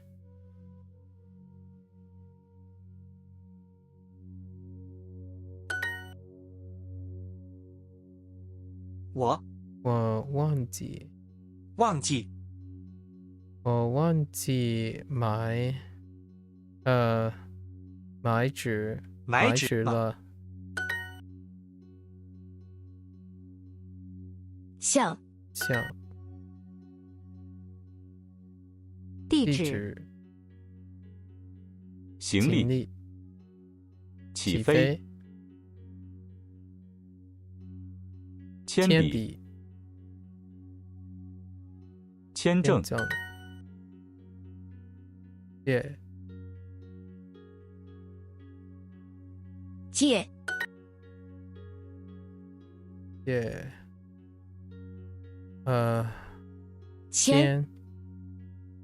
签球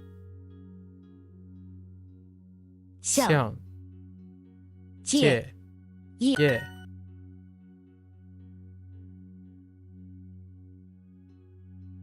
签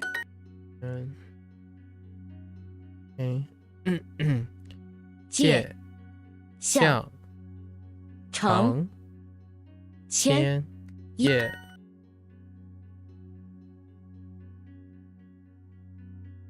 努力学习努力学习，天天向上，天天向上。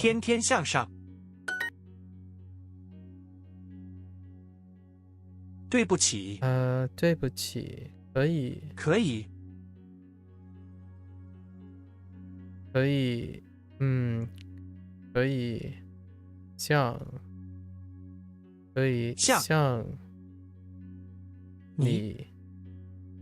像你because I'm borrowing from you 可以向你借我借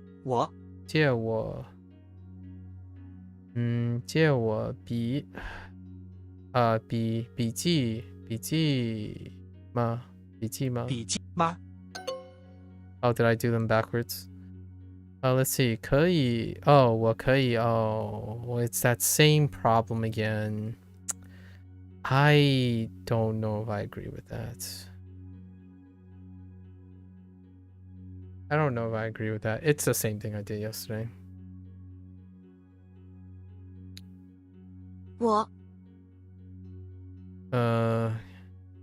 我可以可以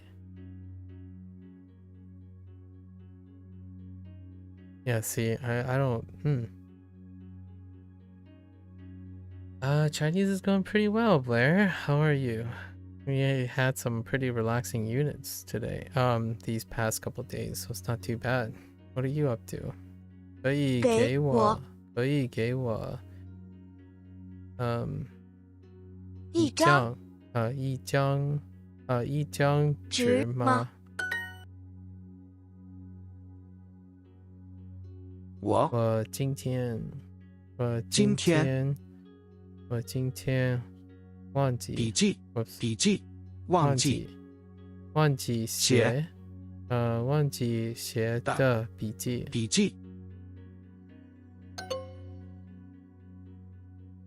Oh, wait. 我忘记写今天的 oh, right. Today's notes. They mean today's notes, but not the notes of today. Which I also disagree with here. So that's another disagreement. Like, I think that's different from I forgot to take today's notes. Versus I've got to take notes today.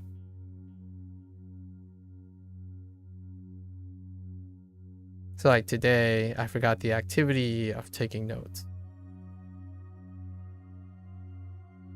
but they're time referring to today's notes, not note taking in general in the day. And this one I also kind of disagree with as well. 对不起，对不起，我可以我可以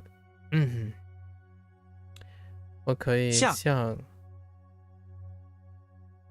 我可以向你借你借笔记笔吗？吗？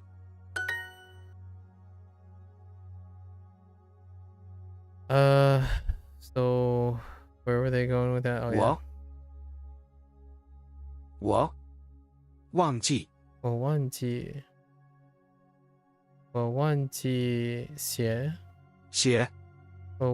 写今天的笔记。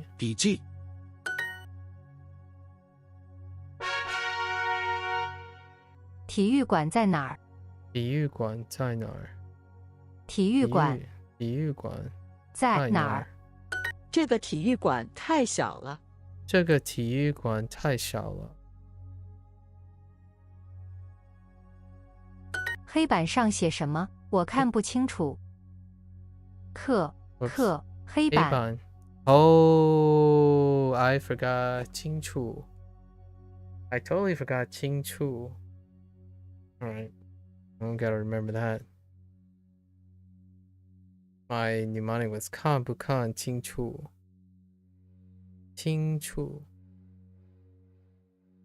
So reminder for tomorrow.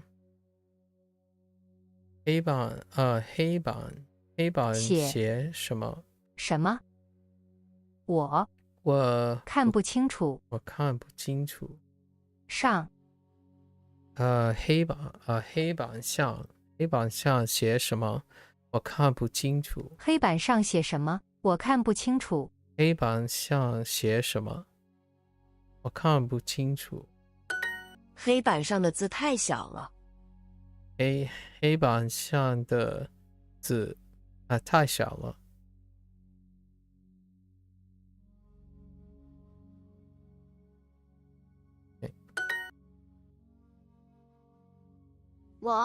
我没有带，我没有带笔记本。我没有听清楚。我没有听清楚。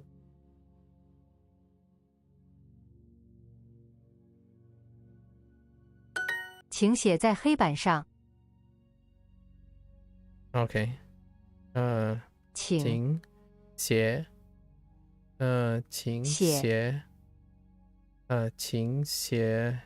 黑板上。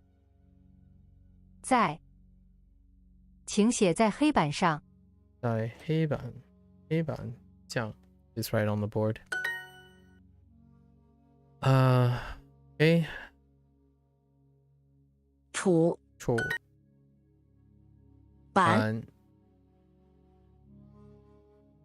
板借清石楚清城楚向板清板。OK。我们在体育馆打排球。OK。检查地址。忘记笔记本。体育馆。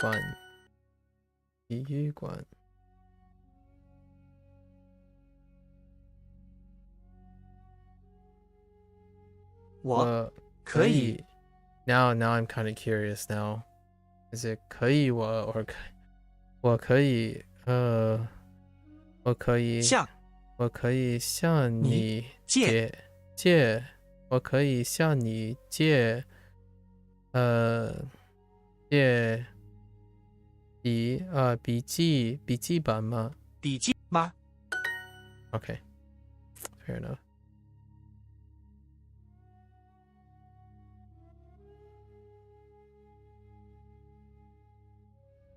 我不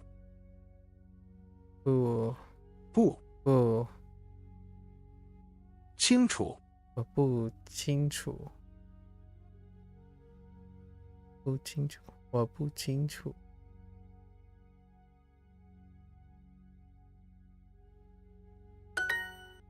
Feels like something is missing there. Like kan or something. 不清楚. Fair enough.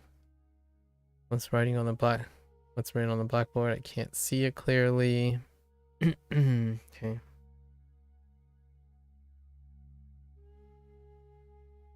黑板写黑板写上黑板上写什么？我不看清楚，我看不清楚。看不清楚。Alright. I reverse the boo. 对不起，对不起，对不起。我可以向你借笔记吗？笔记吗？我今天no, that's not how that wanted. 我忘记写。我忘记写今天的笔记。今年谁教你们的班？今年谁教你们的班？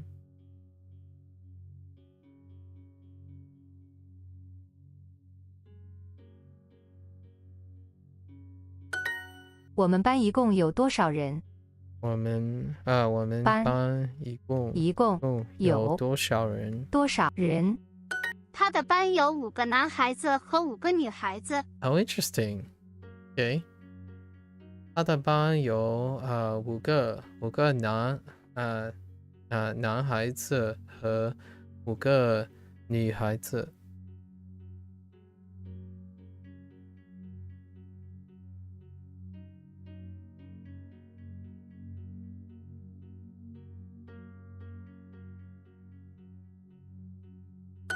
他们现在在食堂。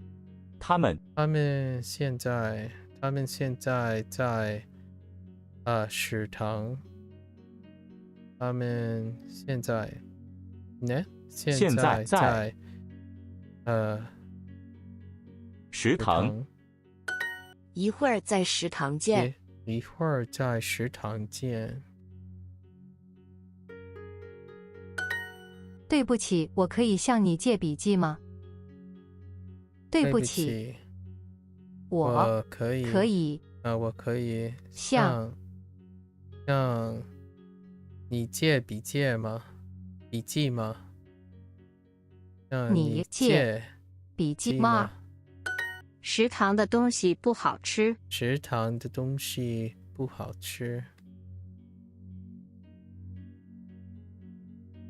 我可以向你借笔记本吗？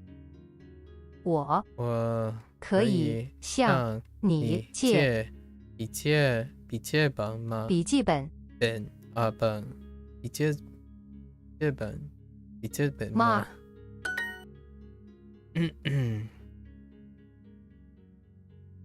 我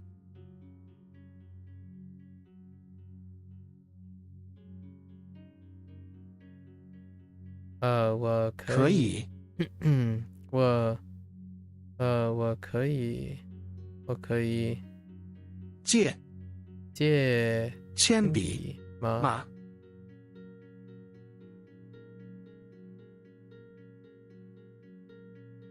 我可以借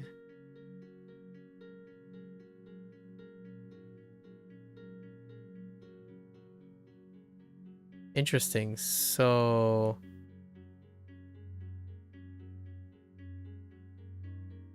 ni is gone in this phrasing. And 借, right?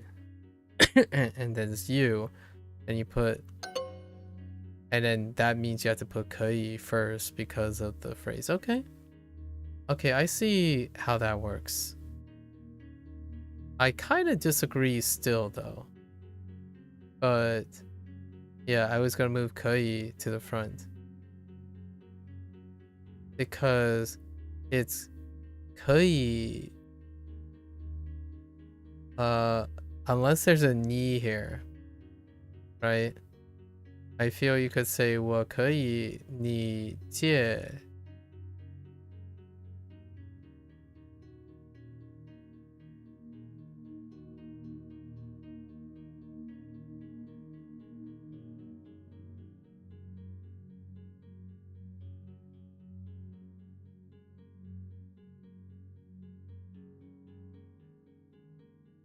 No, it's 可以借 Yeah, 可以借我 Yeah, that's what they want. It's because that's the only way you can do it without using ni in this way. I can see why they did it. 我 I don't know if I agree. Oh, this one's fine. 我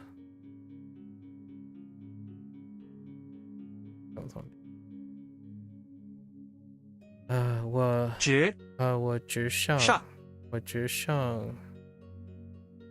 上在写笔记 I'm writing notes on paper. 我在纸上 Okay, fair enough. Yep.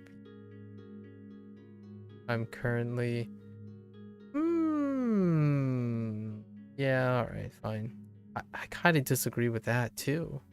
Wow. I just disagree with a lot of things. Like, it's not unintelligible the other way around too.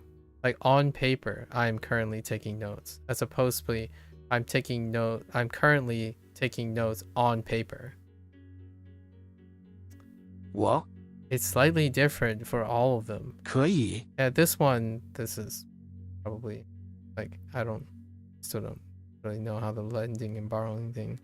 The other like 3, I disagree. Because of the English. 可以我借 no 借可以借我铅笔吗 吗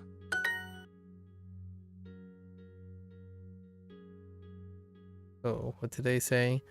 They wanted it to say we're currently writing on paper. Yeah, 我在 Yeah, 我在纸上写笔记 Okay. Alright, 15 minutes and a dream. Let's go 15 minutes. 教室 Makes sense? 教室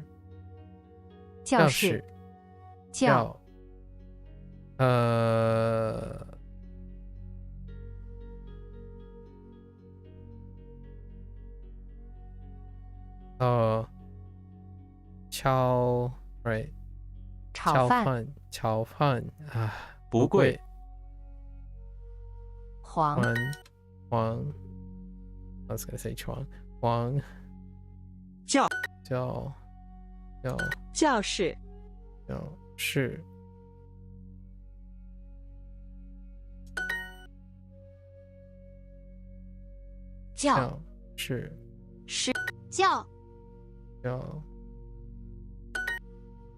Okay.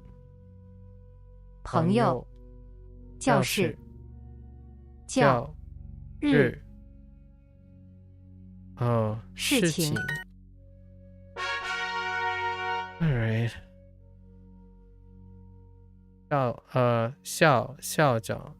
校长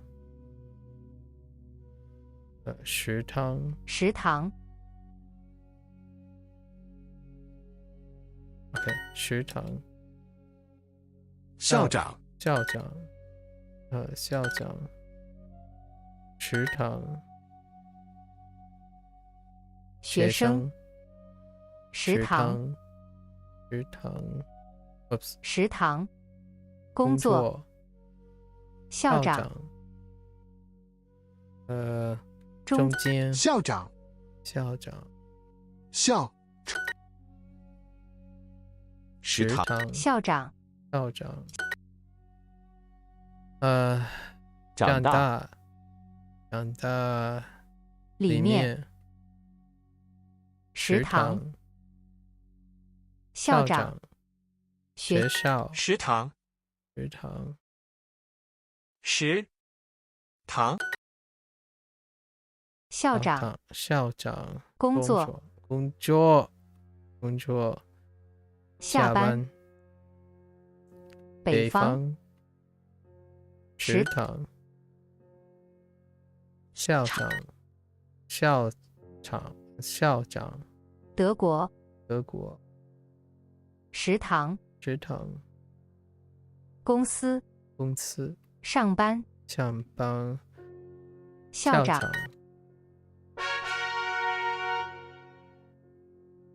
带食堂带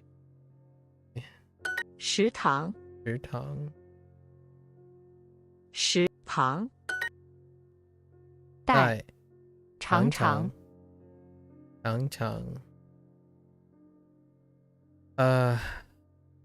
放学食堂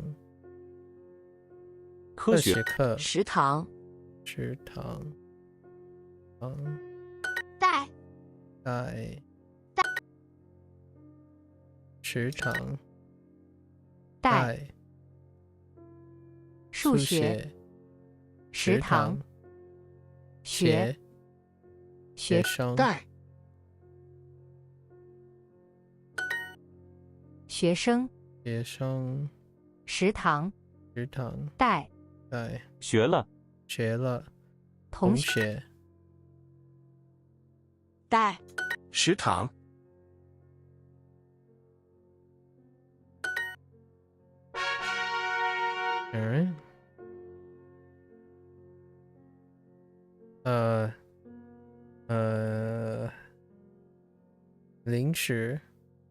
零食食堂零食食堂电视鱼里鼻子食零食零食食堂冰箱箱零食新年食堂肚子非常长食堂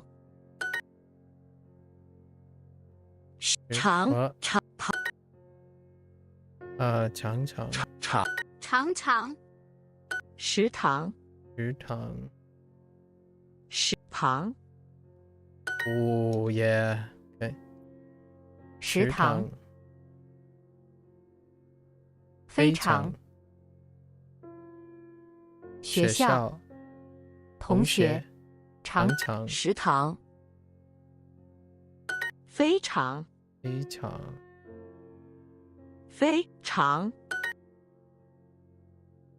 食堂一下不长食堂睡觉放学不长科学觉得觉得放学食堂常常食堂哎 get my pips 长 or 长校长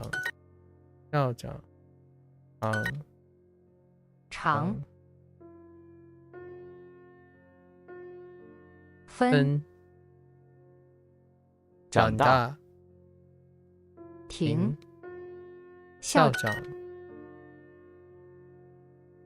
校 Oh, I might have forgotten the left radical on 校 today. So we'll have to make sure, be a little more vigilant. 长 There is a chance. Yeah, I did. I've got the left radical on 校. Okay. 校长长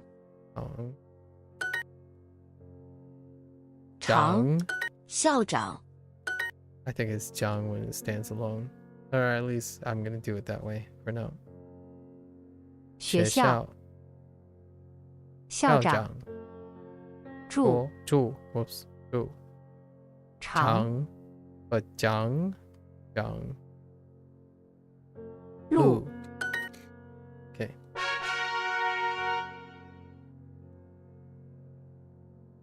关心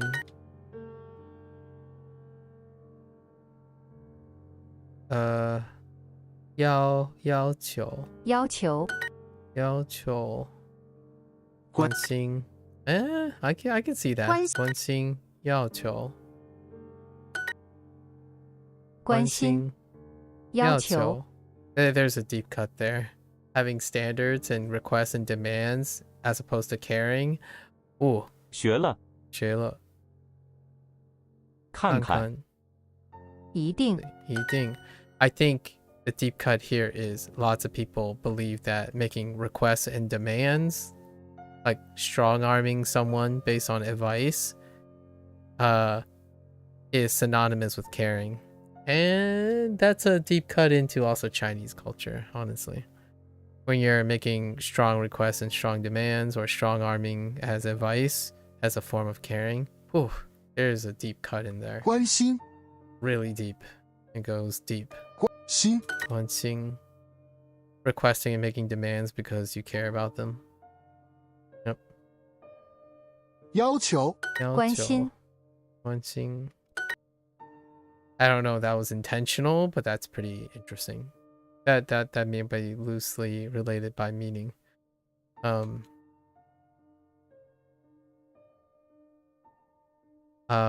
信心要求需要关心关心 Oh, you 要求 butthead. 要求 You butthead. 要要求来了来了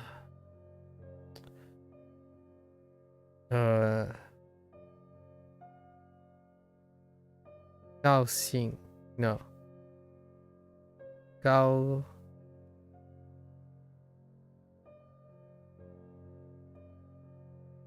高兴 No 高兴希望 Oh no 希望 Oh no I was doing the reverse 希望 Man 希望 and 失望 and 希望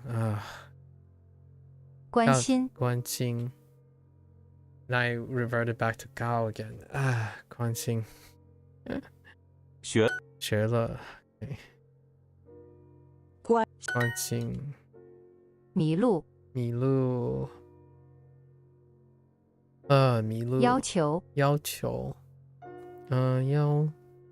要求知道知道关心关心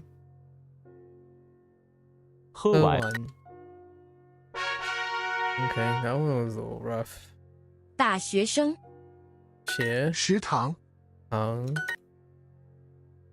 食堂，食堂科学学了，学了学食堂，食堂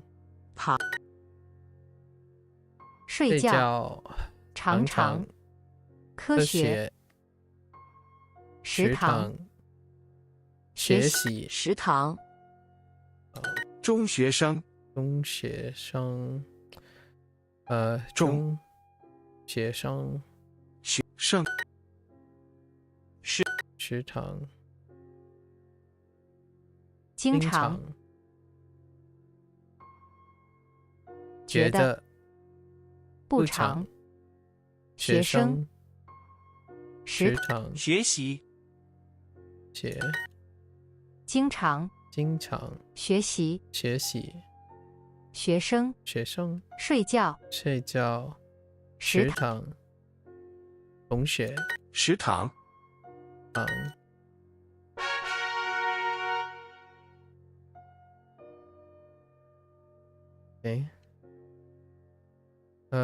学习学校校长，学校校长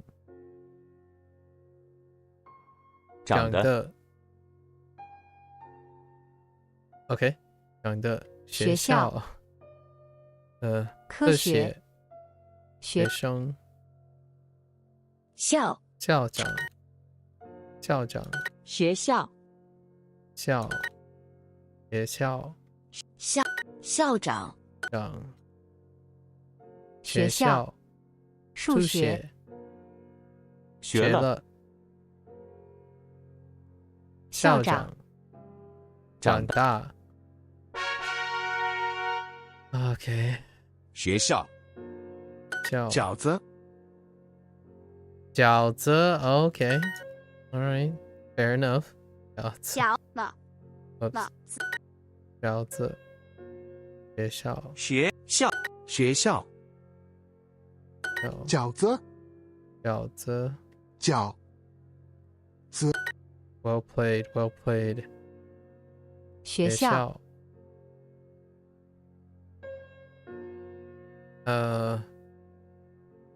输了常睡觉饺子饺子学校学校校 Oops 角啊角学饺子觉得饺饺子睡觉学校买了学校学校学校常饺子买了不常学校饺子，饺诶来了来要求要求 I mean I can kind of see 要求 Yeah I can kind of see it Yeah I see what they're going for right there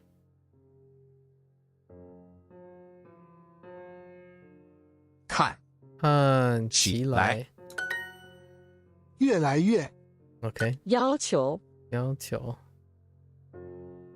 要求来过看过吃过要求后来要求来了来了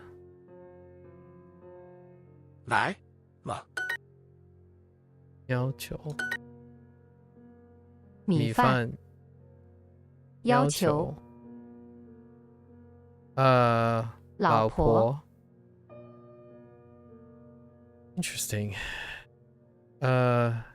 等着，看起来，来，哎，从来，从来，米饭，米饭，要求，要求，米，米，后后来，要求，球。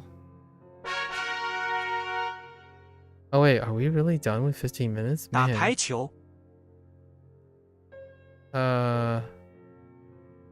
球，要 right? 求 That 球 not this 球。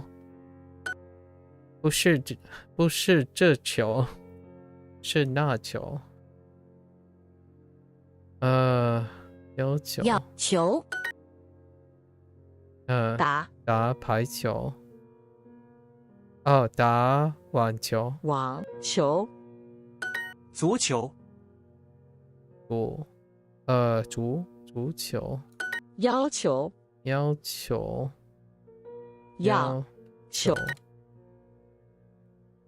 踢足球，打排球，打排球。有 buttheads。要求来了，乒乓球。要求 So many 球。打排球，打排球，打排球，要求，打篮篮球，乒乓球，打网网球，要求，米饭，排球，排球。对，长的，长的 ，Whoops，长的，长的，要求，要求，从来，从来，上午，上午，排排球，篮球要求， ，Whoops， wrong direction。Man, you are not getting anywhere. Ooh, these ones take a while. You're not getting there fast. All right. So what did I forget? I forgot one thing, and that's about it. We can add in the sports and stuff. Definitely need practice, right? So 篮球, 足球, 排球, 乒乓球. To throw in with the 体育馆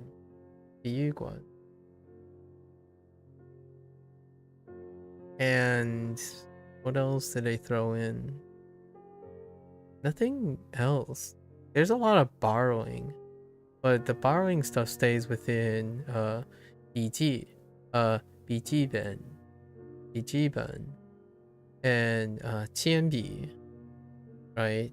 铅笔纸 Yeah.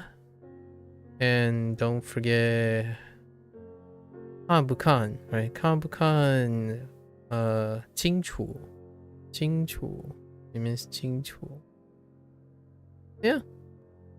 About it. Pretty quick. We are really making these units are really tiny. So for next tomorrow will be a fast lesson too, right? So maybe do a little bit extra something. Alright folks, that's a wrap for Chinese. Nothing too eventful. Learn to communicate at school. We got a lot of the school things. I think school is probably the most comfortable subject matter, even for Japanese. I mean, that kind of makes sense, sort of. Like they lean in on talking about school because I would say you can kind of get away with the amount of language getting into like early high school, maybe. We're like getting slightly early high school. It's still like middle school, really. It's okay. Alright folks, keep on having fun. Just look for it. We had a really pleasant discussion anecdotally on the Japanese side of things, during the Japanese side of things. Really quaint hallmark moments, as they say, where this person met someone as a foreign exchange student like over 25 years ago, and then they since reconnected.